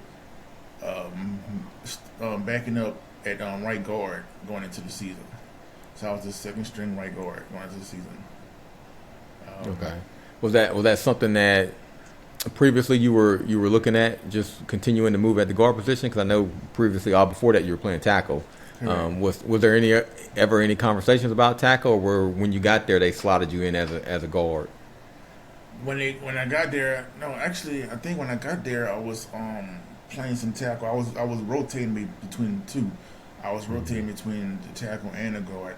So I think, but going into camp, they wanted to see me, I guess, at guard. I don't even know who, because Rod had left, so I don't even know who the left tackle was at that time. I think Pink might have been the tackle, but I think he might have got hurt. But I don't remember who the left tackle was at that time. But yeah, they had me slated at right guard, and then they and then they also had a guy from Arizona. I can't think of his name right now, but I can't think of his name. But yeah, they had him out. Then he played left tackle too. Okay. They got from, I think he came from a junior college. Juan. Oh, Juan Parra. Okay, yeah. I remember Juan. Nice guy. Yeah. So all right. So now, like I say, you 2-a-days are ended. You're slated as number 2 in the depth chart, right guard. So obviously you're looking to play. Right. So how was that getting into your first game? How, before then, you kind of to some degree taking a year off from being under the lights. Correct. So once you kind of traveling to go play this first game, like, were you excited? Were you nervous? Yeah, man. It was a little bit. It was both, man. It was excitement, man. Just the opportunities to get out there and get back, like to get back on the field, man. Get back on the lights. And it was nervous because because now it's game time. So now it's college now. Your first time on the college football field. It's a lot more people than high school experience. But yeah, it was excitement mostly because it's like, man, wow, I finally get the opportunity to play college football, something I've been wanting to do. Okay, so you coming in, team was not that successful. I guess what I see, and please correct me if I'm wrong, is it showed 2-4 in the conference and 2-9 overall. During that year. So, and it showing you played in all 11 games. So, can you speak to first, like, how did you perform? How did you feel like you performed individually during that year? And then obviously kind of speak to like the success of the team or lack thereof. Yeah. So, man, I think I performed well. I actually got an opportunity to start. I think it was the last game of the season. That was against Cincinnati, I believe, and I got to start at left tackle. So that actually was ironic. I don't even know what happened, but I still got to start at left tackle. But just the experience of, switching from guard to tackle. Now you got to switch your stance. Now how you sit. Everything has to change. Everything, man. And then they had, I think, a guy named Peak was one of the best in the nation at the time, pass rush. And so it was like good experience, man. I think for me, I think I did pretty well. But as for the team, we didn't do too well. And so. All right. So how's that being on the team, man? Like I say, you're a redshirt freshman, and you're just out there trying to figure things out, and feel like you kind of adding week by week, and you're being graded week by week. So it's nothing. I think that's one of the really good things, and sometimes bad things, but really for the most part, good things about watching film. Like, you can't hide. Correct. Correct. It's on the, even during practices, like they're constantly rolling back the film during practice, constantly rolling back the field during the games. Correct. So, you have consistently thrown in front of you opportunities to improve based on this film study that you're going through every single day. Correct. And I guess individually, you can always kind of look at that and be like, all right, well, I need to improve that. All right, I need to improve this. Yeah. But then when you look at it as the team as a whole, you're like, well, they looking at the same stuff I'm looking at. Like, right. Or I'm not getting better. Or and like I say, maybe you could speak to that. Just you coming in, this being your first year playing, you just trying to worry about making sure you did the right things and not necessarily. Correct. And so yeah, man, it's like you said, yeah, it's good, man. You get that immediate that immediate correction or immediate feedback. Because, like I said, they grade every play. I mean, you get plus and minus every play. And like my freshman year was rough, man. I didn't really get along. My freshman year and my first year, I didn't really think that the offensive line coach really cared for me. So I think there's people that can be tough, and then you can be like, okay, I mean, it's good. It's tough in a good way. That can motivate you, and then it's tough that like. And there's another way where it can like degrade the deflation. They'd be a jerk. Yeah. So I feel like his was more deflation, and so it was that right there was tough. So the Richardson one, like I said, I felt that I did good, but I did feel like that he felt that I did well. So it was, what do you think? Like, did he treat everybody like that, or do you feel like he just had certain people where he? Nah, man, he had certain people, man. He had his favorites, and so he had certain. Well, and I guess to that point, man, like you met Coach Ray and Coach Keesler when you first got there. It wasn't like you met him, so you wasn't his guy. Correct. Right, and then was he up there significantly before that, or did he come there with Coach Keesler? I think he came there with Keesler. Okay, because Keesler got there in '99, so they had already been there not long before, but just a year before. Correct. Okay. All right. So moving into your sophomore year, again, you know, I got 2-4 in the conference, got 3-9 overall. So you know, you guys picked up a game. You played an extra game and actually picked that up overall. There is a quarterback change, so I kind of want to talk a little bit about that also, because during your freshman year, Andy Chance was your QB, and then moving into your sophomore year, we got Stephen Giles. So can you speak to that just from your perspective? Go ahead. Can I interject right quick? This is before my sophomore year, so I want to interject this because not too many people know this story, and so since I'm telling the story, I might as well get it out there. So I wasn't the other change that I probably wouldn't even finish my career at ULM. So going out of my redshirt freshman year, like I told you, I was having so much issues with the line coach. I was on my way to transferring. After my redshirt freshman year, so going into that Christmas break, I had me and my dad was talking, and I was like, I think I want to transfer to Northwestern. So we reached out to the coaches to let them know that hey, I was interested in coming over to Northwestern, and they were like, come on, we have a spot for you. The reason I didn't go to Northwestern is ironic. So January, I want to say it was like January the 4th, like the first week in January, my dad was like, I think you might want to rethink that Northwestern thing. So I was like, why? He like, look who they just signed. Look who just became the new offensive line coach. And I'm like, and so I go online. I'm like, he said the name. I'm like, stop it. So I'm like, stop playing with me. So I go online, and sure enough, that was the new offensive line coach. Wow. And I'm like, okay, I'm staying at ULM now. So the guy that was giving you so many issues during your true freshman year and your red shirt freshman year ended up transferring or taking a position at Northwestern State as the offensive line coach there. Yes. And you was about to pop up there. Yes. Yes. Hey, well, hey, won't he do it? Yep. Yep. Yep. Okay.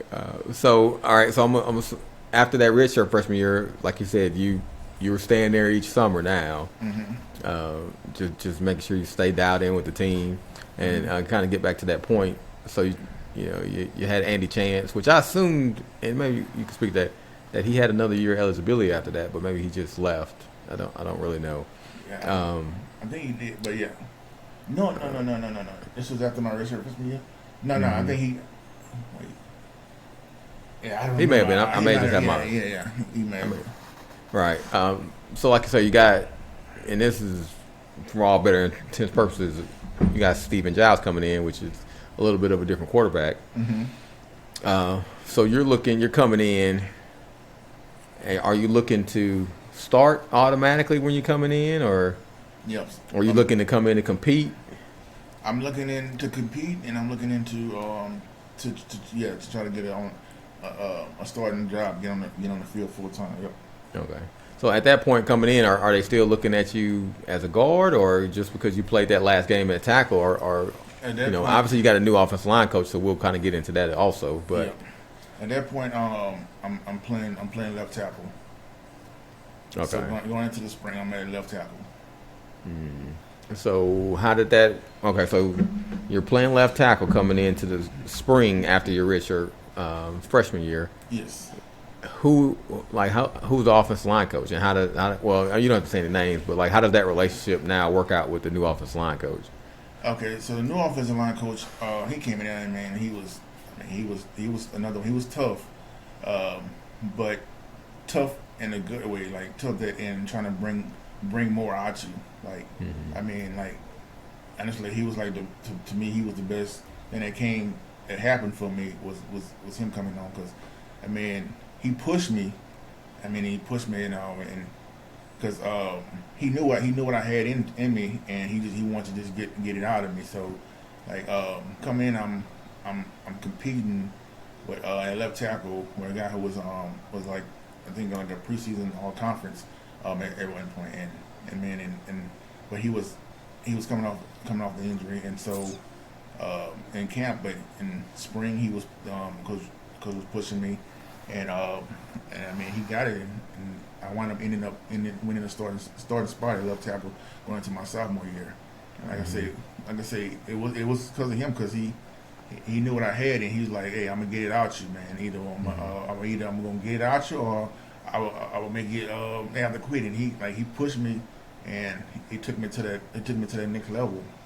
Right, man. Okay, so, and that's cool. Just obviously we were just talking about you in your high school days. So you starting at left tackle as a sophomore in high school. Now you're starting at left tackle as a sophomore in college. Yes. So, like, just the parallel of that, man, is pretty cool, man. It just obviously speaks to, the testament of your work ethic. So, so this year, obviously, like I mentioned earlier, man, didn't necessarily still have the success as a team as a whole, right. But there was some highlights, man. I based on what they're saying, you had the first 1,000-yard rusher. Yep. B. Jacobs. Yep. Also had a 1,000-yard receiver with B. Mac. Yep. So then, obviously have a new starting quarterback.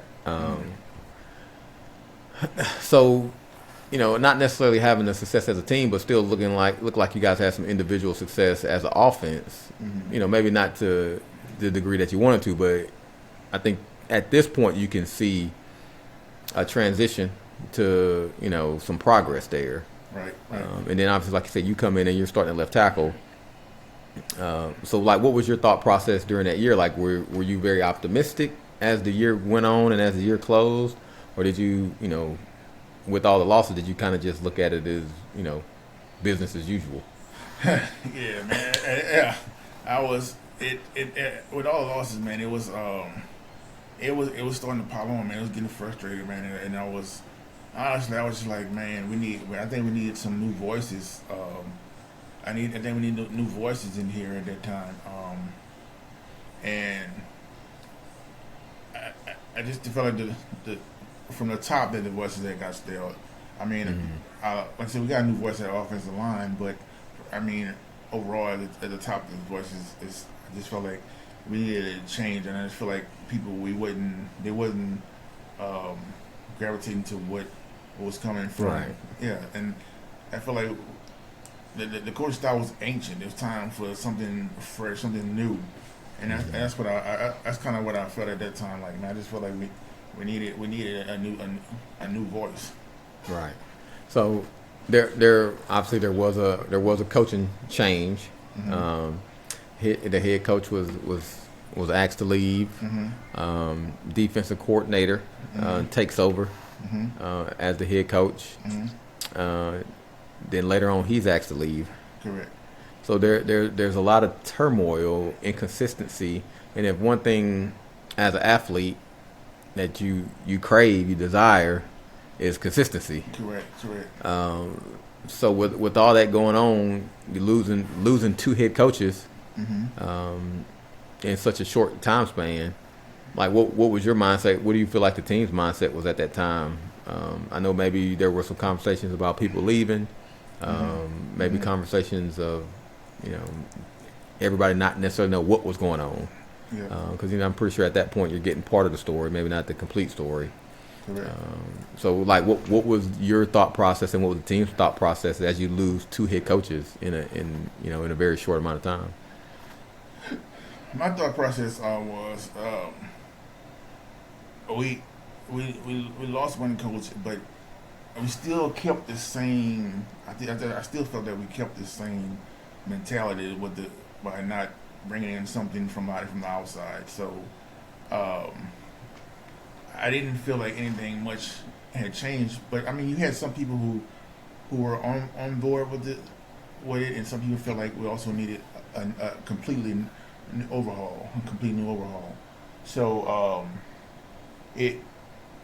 me personally, I felt that we needed a new overhaul. But I just felt that we just needed like a complete new voice. And so once we got, and I wasn't never want nobody to actually personally lose their job. And in the situation that happened with the second one, I mean, I would never want that to happen to anybody. The way, the way everything that came about was not good, and I would never want that to happen to anybody. But once we got to the opportunity where we got that after the second coach, and we got Coach Weatherby. It felt.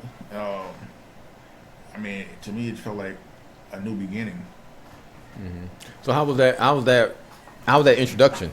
So, there was not a history of winning there, and obviously, like I say, based on what you were just saying, there definitely needed to be a new voice, a new sound, a new direction. And now you got Coach Weatherby coming in, and I'm assuming he showed up probably that spring. I'm assuming spring 03. I'm assuming. So, like, how was that introduction to him, and what type of vibe, what type of feeling did you get from him once he showed up? Oh man, it was a completely different, to me, different vibe, man. It was you went from all the yelling and cussing type vibe to the more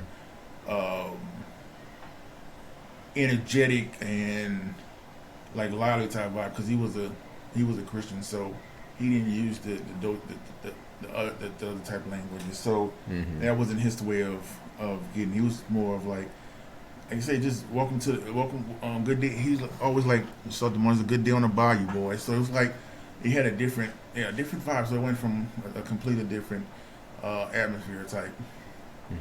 So how did that work with the coaching staff? Did the majority of the coaching staff stay, or did a lot of those guys leave as well? No, a good majority of them I believe were gone. I know our offensive line coach, he had stayed because technically he had just got there. So, but I think the majority of the staff that came with the other regime was gone. Okay. So you're getting, basically an entire new coaching staff, other than, like I said, your offensive line coach, or maybe some, one or two other guys. And Coach, I think Coach Michelle stayed behind too. Okay. All right. So coming into the junior year, Weatherby's first season, and that's always tough because you still have, to some degree, the old mindset of the previous regime. Maybe he's trying to run a different scheme, defensively, offensively, and you still have maybe players that can play, but maybe not necessarily fit into that scheme. So that your Richard junior year, I'm looking at 1-6 in the conference and 1-11 overall. Trust me, at any point if I get any of these numbers wrong, please correct me because I've been checking them.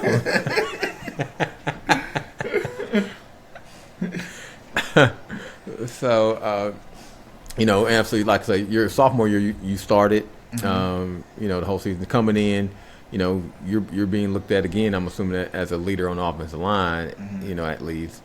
And then, you kind of go through this season where not a lot of success. You got a new coaching staff. Was your feeling, even though he had a different mindset, different tone, different vibe, was the vibe from the guys like we need to give him a chance, or was it like, he's worse than the previous guy?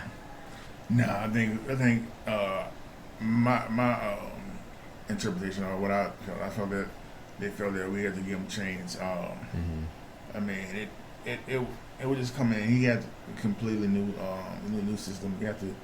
I mean, then you gotta change a lot of the mentality, then change a lot of like I said, you got to get rid of all of the old regime stuff and mentality, and try to put in your own system and your own practice routines and game routines and stuff like that. So, yeah, I think you just have to give him a chance. Mm-hmm. So at this point, like I said, with the new coaching staff, like where were you like mentally? Were you having fun playing football still, or was it a job? Oh man. Honestly, at this point, man, it was starting to get fun again, man. It previously I felt like a job. At this point, it started. Even though I mean the losing does wear down on you, on you, but at that point, I felt my junior senior. I felt that that was my best 2 years. I felt that I started to have fun. The game started to slow down and get easier. Even though it was a new regime and learning new stuff, I felt like at that, man, I've always felt that I can learn all 5 positions and know what everybody needs to do. That way, if somebody come to me, and if somebody forget what they need to do in the play, that I can help on. So, or if they need me to move to another position, I can do it. So at that point, man, it was all clean for me at that point. So it was easier. So it was fun to me. I mean, just getting out there on Saturdays, man, playing against some of these big schools, the LSUs, the Auburn's. Getting beat is not fun, but actually getting that opportunity to compete with them and show that you can at a high level. Oh man, exactly, yeah, right. Because you know for a fact when you're lining up against some of those schools, the guys that you're lining up against, they're going to be playing on Sundays. Correct. So to have the opportunity to compete and to see where you measure up personally, individually, is always a great opportunity. Correct. Okay. So, well, and I know they spoke to that. So it seems, even though, like I say, the record maybe didn't show, it seems like, the offensive line improved. Yep. So they were showing, the previous year in 2002, there was 23 sacks on the quarterback, and then in Weatherby's first year, you guys only gave up 12 sacks. Right. So was that a growth from the offensive line, or was that a change in scheme? Like, what do you attest that to cut your sacks almost virtually in half? Like, that's a significant difference. I would say somewhat of both, man. It was changing scheme. But it also was maturity also, because when I first got there, when I actually played my redshirt freshman year, a lot of the starters were either redshirt sophomores or redshirt freshmen between the first and second team. But now by my junior year, all the starters were seniors and juniors. So, we grew up together. So now at this point, now we've been playing together for 2 years, 3 years. So now we got that continuity with each other. So yeah. So now at that point, we all are in our upperclassmen. Instead of at the earlier point in our career where we were all starting at sophomore, freshmen. Well, and I think you made that as a point, like as a, and those who had never played offensive line like that unit operates, like you said, cohesively. Correct. So if everybody has an opportunity to play 2 or 3 years in game situations together, correct, like it's just bringing it all together. And I think you mentioned earlier, like the game slows down. Correct. I think correct. a lot of people maybe not understand like how the game slows down once you get those reps, correct, once you get more comfortable, once you've been in those scenarios time after time. Like everything becomes muscle memory and second nature. Correct. Mm-hmm. Okay, so coming out closing out your junior year, we see you perform well, man. End up with some second team, all Sun Belt honors. So how did you feel once that came out, man? Knowing that even though the team didn't perform all that well, you individually, man, did fairly well in the eyes of your peers and in the eyes of the conference. Yeah, man, that was a good feeling, man. Just an amazing feeling. Just know like, hey, like I said, the team wasn't successful, but but people saw what you were doing on the field, and to reward you, even though like you say, majority of the time, individual success comes, team success. That's when you get the individual awards, but for them to say, hey, you were on a 1-11 team or whatever, and they recognize that, hey, you came out there and you balled when even though your team wasn't successful, but you balled. That was a good feeling. Right. No, absolutely. No, that's definitely shout out, man. So, coming after that, man, moving forward into the spring, you're like, all right, this is literally coming into your final season. Right. Obviously getting some more continuity with Coach Weatherby and his system and the way he does things. Was there a new sense of expectations moving into that senior year after the spring, or? So after this, my junior year going into my senior year, we coach, our offensive line coach left, and so we got another offensive line coach my senior year, and so. At this point, my thinking is, man, it's time for us for it to click now, man. It's time for us. To say going from 1-11 to win a conference, but I just felt that I felt we had the talent, man. I felt that when you look at all of us, we've been there long enough now. We've been there. Right. We were all young, and now we had been there. Josh was a junior. I was a senior. Hayden was a senior. And we had a Winchester. We had some Chris Harris senior. We had, especially on defense ball, we had a lot of seniors that all of us came up together. And then on offense, we had the skill position as well. And on the offensive line, on the offensive line now at this time, we were starting 2 seniors and I want to say 3 freshmen actually. So our offensive line was the youngest now.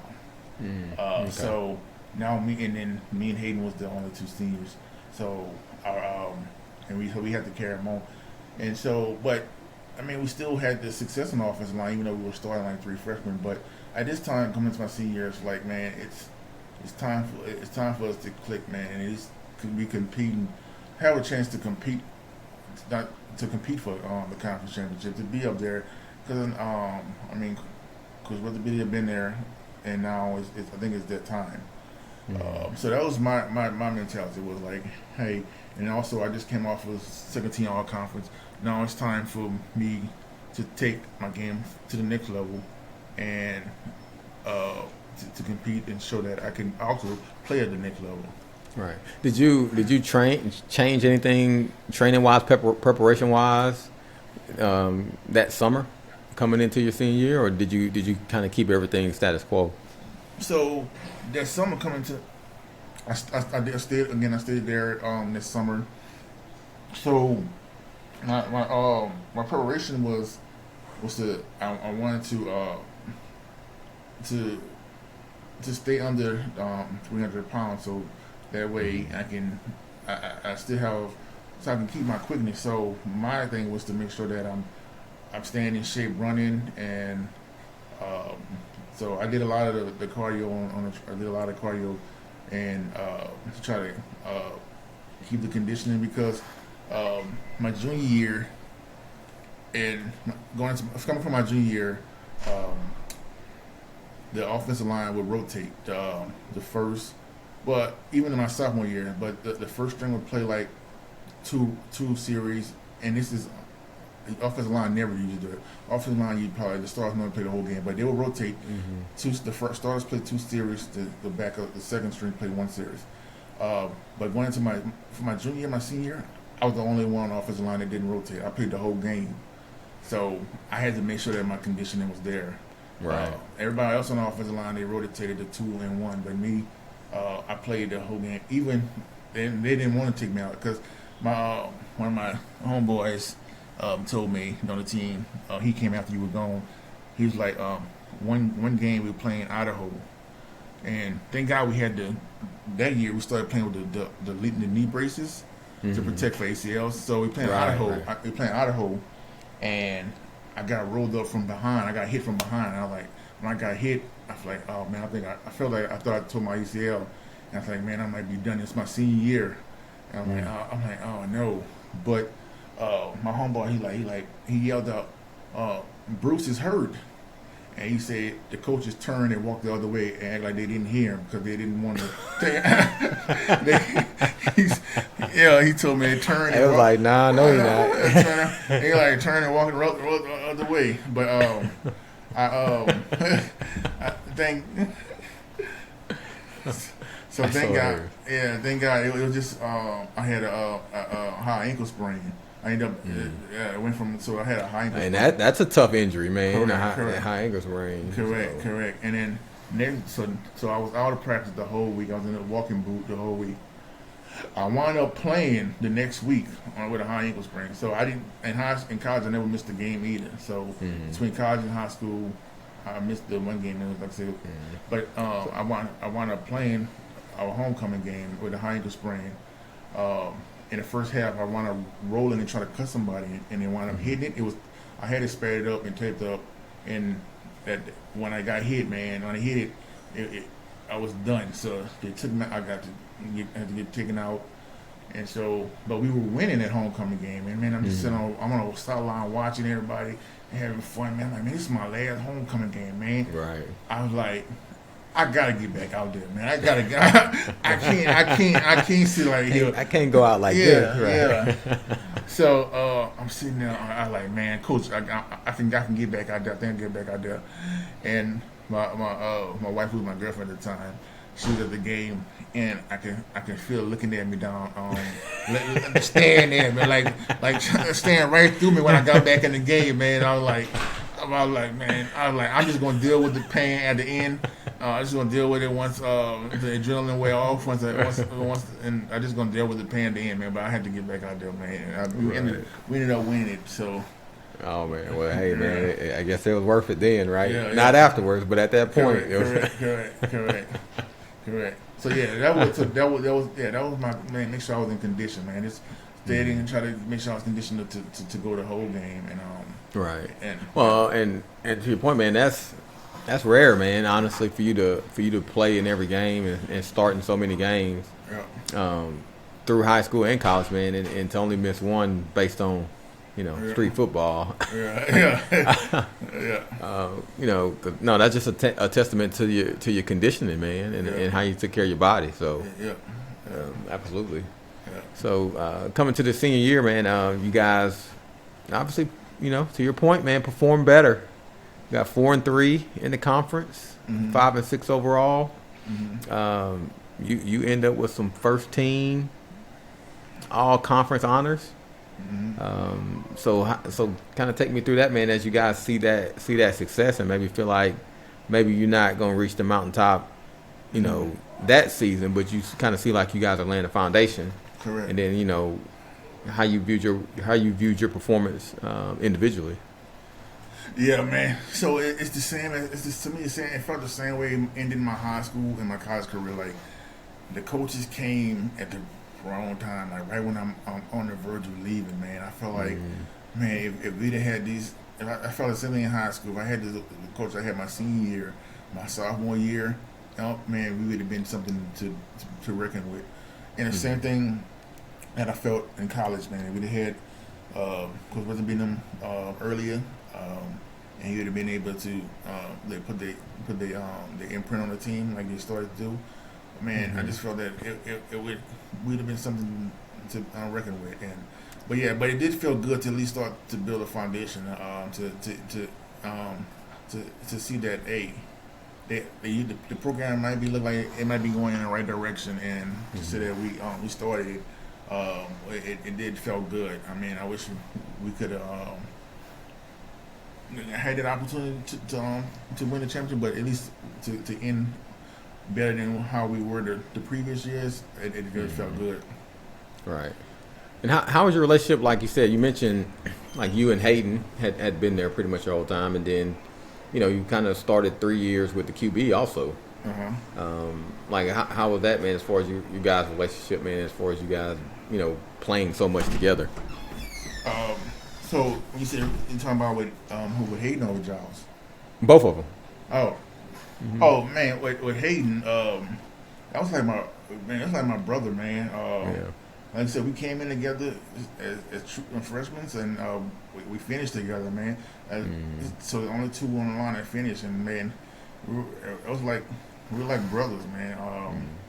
I knew once we got on the field, I knew one person who I knew I could count on, and I knew that and I knew he knew that he can count on me that that we're gonna get our job done. And so it was. I mean, to me, we had an amazing relationship. We were close, off the field and on the field.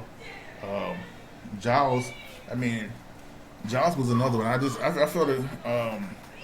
I wasn't as close with him because he was the quarterback and I was the line. But I had count. I knew that when we got on the field, I knew that the guy behind me. I knew I'm going to make sure that to keep him clean, because I know if we want to get to where we want to get to, we needed him on that field because he was spectacular as a quarterback, and I know he counted on us. He trusted us to do our job, and so he was never the quarterback that came and tried to berate you if you didn't mess up, man. He was encouraging. So, I mean, as a relationship between the quarterback and the line, we trusted him, and he trusted us. And so, I think our relationship was amazing. All right, cool, man. All right, so as your career with the University of Louisiana Monroe winds down, like I said, you kind of add on to everything, man. Come on as a red shirt, have an opportunity to play in the first season. Then from your sophomore year on, man, you just build. So like you say, starting, your sophomore season, second team all conference, then first team all conference. So,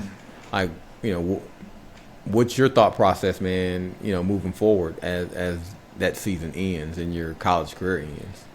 Man, that season, my thought process after that was like, it's time to move on to the next level. I felt that I wasn't done with football. I felt that I still had more football left in me. I thought that I could play at the next level.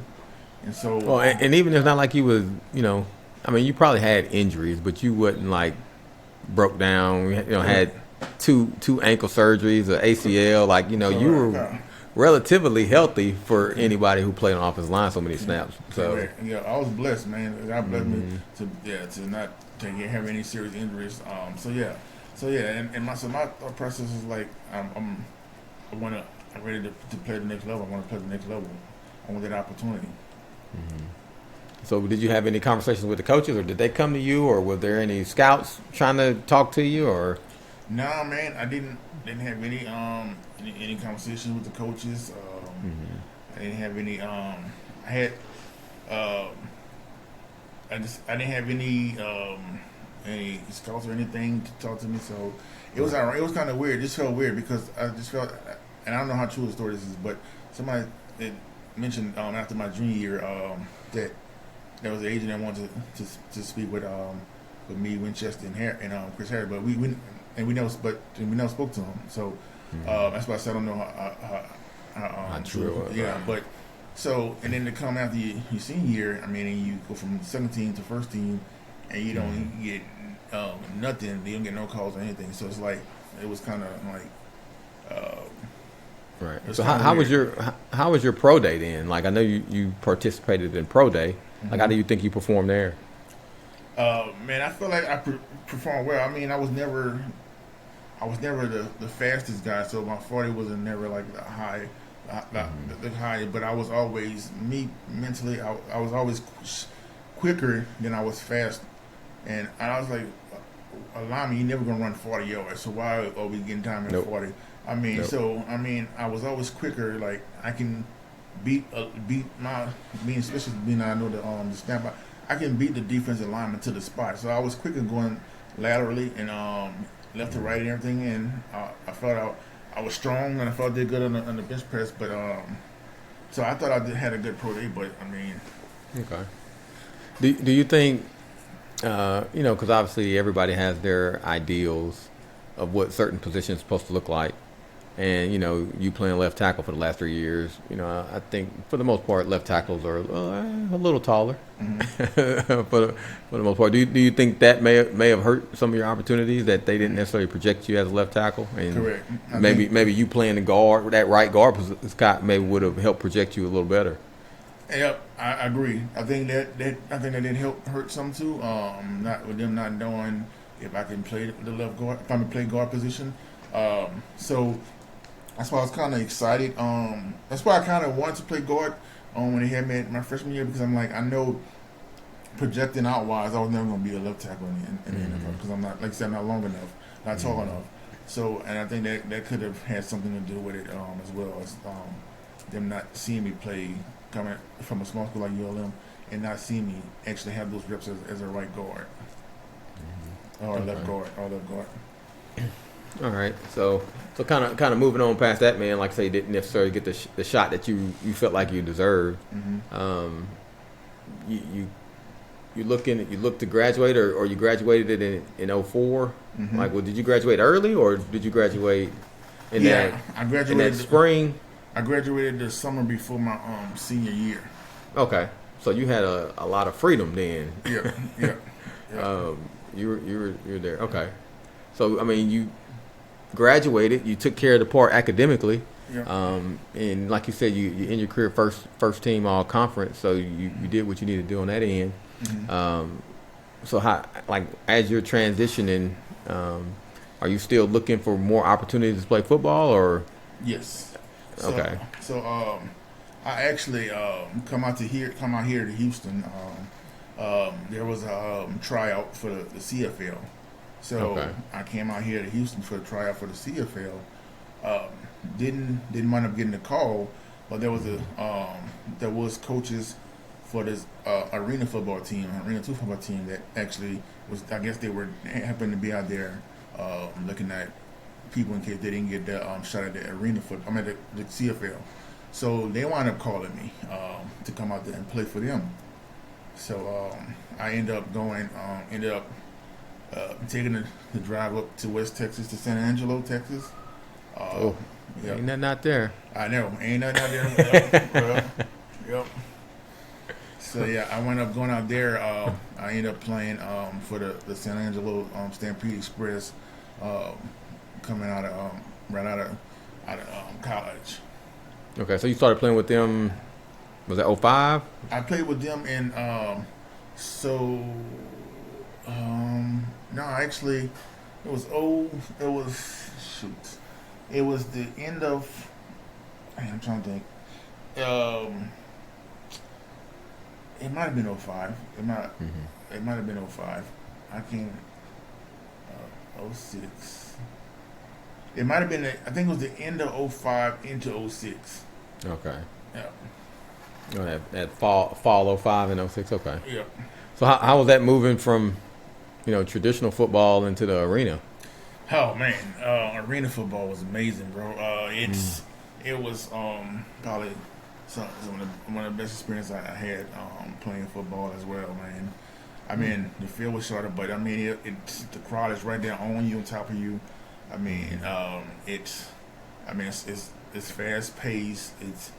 It was amazing. I had fun playing arena football. Okay. So how long did you end up playing with those guys? I ended up playing with them for one season. So I ended up playing one season. I made the honorable mention. I made the All-Star. I was an alternate on the All-Star team. So I was an alternate. I was an All-Star. But my head coach and so we were like booking my roommate on the team. And he was a lineman as well. I think he made the All-Star team. But my head coach and him, they wound up moving to and going to play in where did they go? In Tulsa, I believe, somewhere. Okay. And they wanted me to come out there. He wanted me to come play from over there as well, my head coach. But at that time, I mean, I was like, I want to continue to play, but I was also at the point of getting married, so I didn't want to have to have my wife and continue to move with me to play. So at that point, that's when I hung up the cleats, man. I was like, so, but yeah, they wound up going out there. I want to say it was Tulsa, but I could be wrong. Right. But yeah, I just felt that, yeah, I wanted to continue. I was gonna, if I wouldn't, I would have continued to try it out. But at that point, yeah, I didn't want to have to continue to move like. So this year we're in San Angelo. Next year we're in Tulsa. Who's to know? Next year it might be somewhere else. Right. Yeah, and that's tough because I know as a man and married and looking to get married, your wife, she wants some stability. Correct. So, but for you to come to that decision, do you feel like was that a tough decision for you, or were you just kind of like at a point mentally, physically, where you was like, you kind of felt comfortable walking away? No, man. At that point, it was a tough. Honestly, it was a tough decision, man. Because like I said, I still felt that I had more left in me, and I feel like I still was in my prime, and I mean I'm still, even though I'm not at the big league yet, but I felt that I could have got there. I felt like I could have got there, but I also felt that I didn't want to continue to chase something, and then it never got there, and then I'm like I lose something that I've been building with her for so long that it's so I kind of, it was like, man, hey man, it's grown man decisions at that time. Correct. Yeah, correct. Absolutely. Okay. All right. So that passes. Some time moves on, and then you get a call or do you get an email in reference to you being named part of this ULM 22 for 22 as the top or one of the top players in ULM history, based on obviously your consistency, man, and then the success that you had individually. How, can you kind of walk me through that? Like, how would you notified, and then Ironically, man,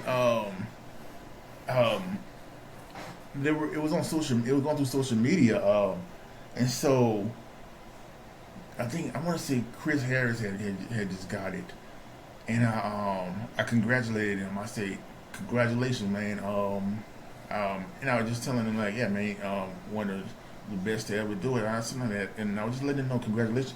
And he's like, "Man, congratulations to you too." And then I'm like, "For what?" And then other people are like, "Man, congratulations, Bruce, congratulations." And I'm like, "For what? Congratulations for what?" And I'm like, you don't even know what's going on. I didn't know what's going on, man. I'm like, so they're like, "Man, you made the list." One of them, I was like, so I was like shocked. So I'm like, I go online and I'm looking, and I go to the article and I'm like, wow, it was. I'm like, so there was no call or email from the paper or anything. and just happened to from old teammates on social media. Yeah, so you found out like everybody else found out. Correct. Correct. All right. So like, what was your feelings like once you got an opportunity to kind of to digest that and see everything that was written and obviously in the company that you were placed in. Yeah, bro, it was an amazing feeling, man. Cause to know that to know something that you wanted to do so bad and play so bad. And as an offensive lineman, you don't really get recognition. You don't get if you don't. All the receivers, they get the stats, so you can tell who's been the best or who's been the top by their stats in every position except for offensive line. So for somebody only stat they look at is how many sacks did you give up. Exactly. They tell when you did bad, right? Exactly. Right. Exactly. So for somebody to recognize that, hey man, that in my time at ULM, I played pretty well. It felt amazing. It was an amazing feeling to know that somebody actually saw what I did on the field and to put me in this amazing company of some of the best. When you look at the list of who's on that list, man, you're like, wow, I'm up there, and my kids gonna get to see that one day. It was an amazing feeling, man. Because like I say, I would have never expected that. But yeah, just to see that they recognized me. They recognized what I did and what I contributed to the program and the history of ULM. It was an amazing feeling. Right. Well, no, man. Again, congratulations, man. Well deserved, man. And your game speaks for itself. Thank you. Appreciate it. Mm-hmm. So, what advice would you give like high school players, college players today? That some nuggets that you learned. What would you pass on to them today? Man, I would pass on, man. Just hard work, man. Nothing beats hard work, man. Talent, yeah, but I think it's like talent can get you only so far, but hard work can take you to that next level. So man, just continue just to push forward, man. Continue to hard work, be focused, and have set goals, man, and be committed. Just make sure you're committed. That's all I would say. Yeah. Good deal. No, absolutely. That's great advice. Well, and then, like I said, coming from your resume, it speaks for itself. Mm-hmm. Even though I guess based on some of the conversations, me just listening to it, like, well, Bruce make it look kind of easy. He just like, I just showed up and they said they're gonna give me a scholarship and they gave it to me. You're right. Yeah, I had to put in the work too. They didn't just hand it to me. I had to show them that hey, I was deserving of it. Right. Well, and that's when we spoke about the workouts, the 6 a.m. workouts, because even to that point, that's when you didn't have a scholarship at that point, correct. And you were doing a 6 a.m. workout. Man, it was just like you said, kind of like a hope and a prayer at that point. Correct. But the hard work, the consistency, the due diligence was all put in on the front end before you had it, man, and the rest of it fall into place, man. So, correct. To just kind of reiterate that, man, if you put in the work, good things will happen. Correct. So true. All right, so let's get a couple quick hitters, man, so we can get you out of here. So, Who is, this is kind of a two-part question, the toughest teammate that you ever faced? Toughest teammate. And then the other end of that will be the toughest opponent that you ever played against in the game. So the first part, just who's the toughest teammate that gave you a little bit of trouble? Or you may just sit back and be like, they were all the same, man. Oh man, the toughest. Well, and that may look a little different as you as a red shirt freshman, as opposed to you as a senior. Like that, that may be totally different. But I'm a little curious on your perspective on who's the toughest teammate you faced. Okay, man, the toughest teammate I faced. It was a guy, and I had a couple in high school, man. They were pretty. Kerry was one of them. I was a sophomore. He was a junior. He was pretty tough. And then another one was my homeboy. He was Bradford, he was pretty a pretty tough one. I mean, he had long arms. So, and I would say in college, toughest teammate that I probably faced was who was it? Who would be the toughest team I faced? See, the fact you got to think about it. It was like, nah. Winchester was one of the toughest guys because Winchester was like a solid Winchester, man. When you went up to Winchester, man, you had to make sure that you had everything underneath you, man, because he was solid. So yeah, Winchester was one of the toughest I went against. Okay, and now opponent. So the guy from Cincinnati was pretty good, and I was a redshirt freshman, and he was a senior, so his skill wise with his hands were on point. I had another. I played against DeMarcus Ware in college. He was pretty tough. At Troy, we played Troy. So yeah, those guys were pretty tough. Okay. All right. Your most memorable moment as a college player. What is your most memorable moment? My most memorable moment as a college player. I would say, ironically, it was one of my. This right here let me know that I was coming out of high school. So this is my true freshman year coming out of high school, and we were doing scout team, and this let me know that hey, I can play with these guys. And I was going against, I think he was a senior, and we did a reverse. So I peeled around, and as soon as he turned around, wow, straight declared him in front of the whole team. And everybody was riding him. He was like, and after that he was so mad, like, I'm gonna get you back.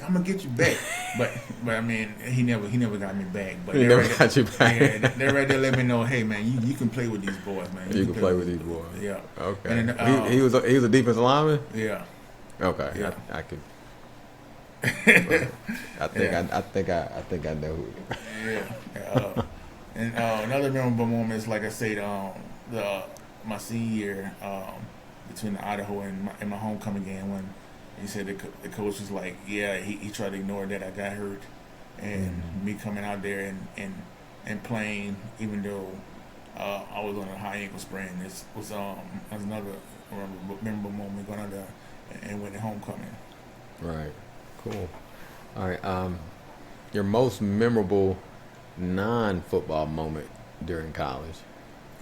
Most memorable non-football moment during college. I would say, man, the trips we used to take to Grambling during the springtime. And then one time we went from there. Me and Chester drove me to Northwestern, and it was like 1-2 o'clock in the morning from Grambling all the way to because I think he was heading to the Ritter, and so he dropped me off in Northwestern because my girlfriend was going to Northwestern at the time. So that was those times, man, going to Grambling during the spring. And then me and Chester, Chester drives so bad, man. That's what I was about to say. You was somewhere at 2 a.m. with Chester. Oh my gosh, bro! Oh my gosh, I was praying the whole time. Please get us there. Please get us there. Right, you definitely keep a 4-leaf clover in your back pocket. I see. Yeah. Yes. All right. And who's your favorite? I guess we'll say favorite San Francisco 49er of all time. Man, my favorite San Francisco 49er of all time, man, it's got to be Terrell Owens, man. Owens still was my guy. Okay. And Jerry Rice was the reason I became a 49er fan, so he's he's a 1-1-8. Jerry Rice, when I started rooting for the 49ers, he was my favorite player. But then when T.O. came, I followed you once he left for San Francisco. Yeah. T.O. and not to say he erased or just dimmed the spotlight a little bit on. If anybody could have dimmed the spotlight on Jerry Rice, man, it was him at that time during those seasons that he was there, man. He did some great things there. Correct. All right, and last question, man. Like, so who would you like to see next, man, on the podcast? Oh man, I would like probably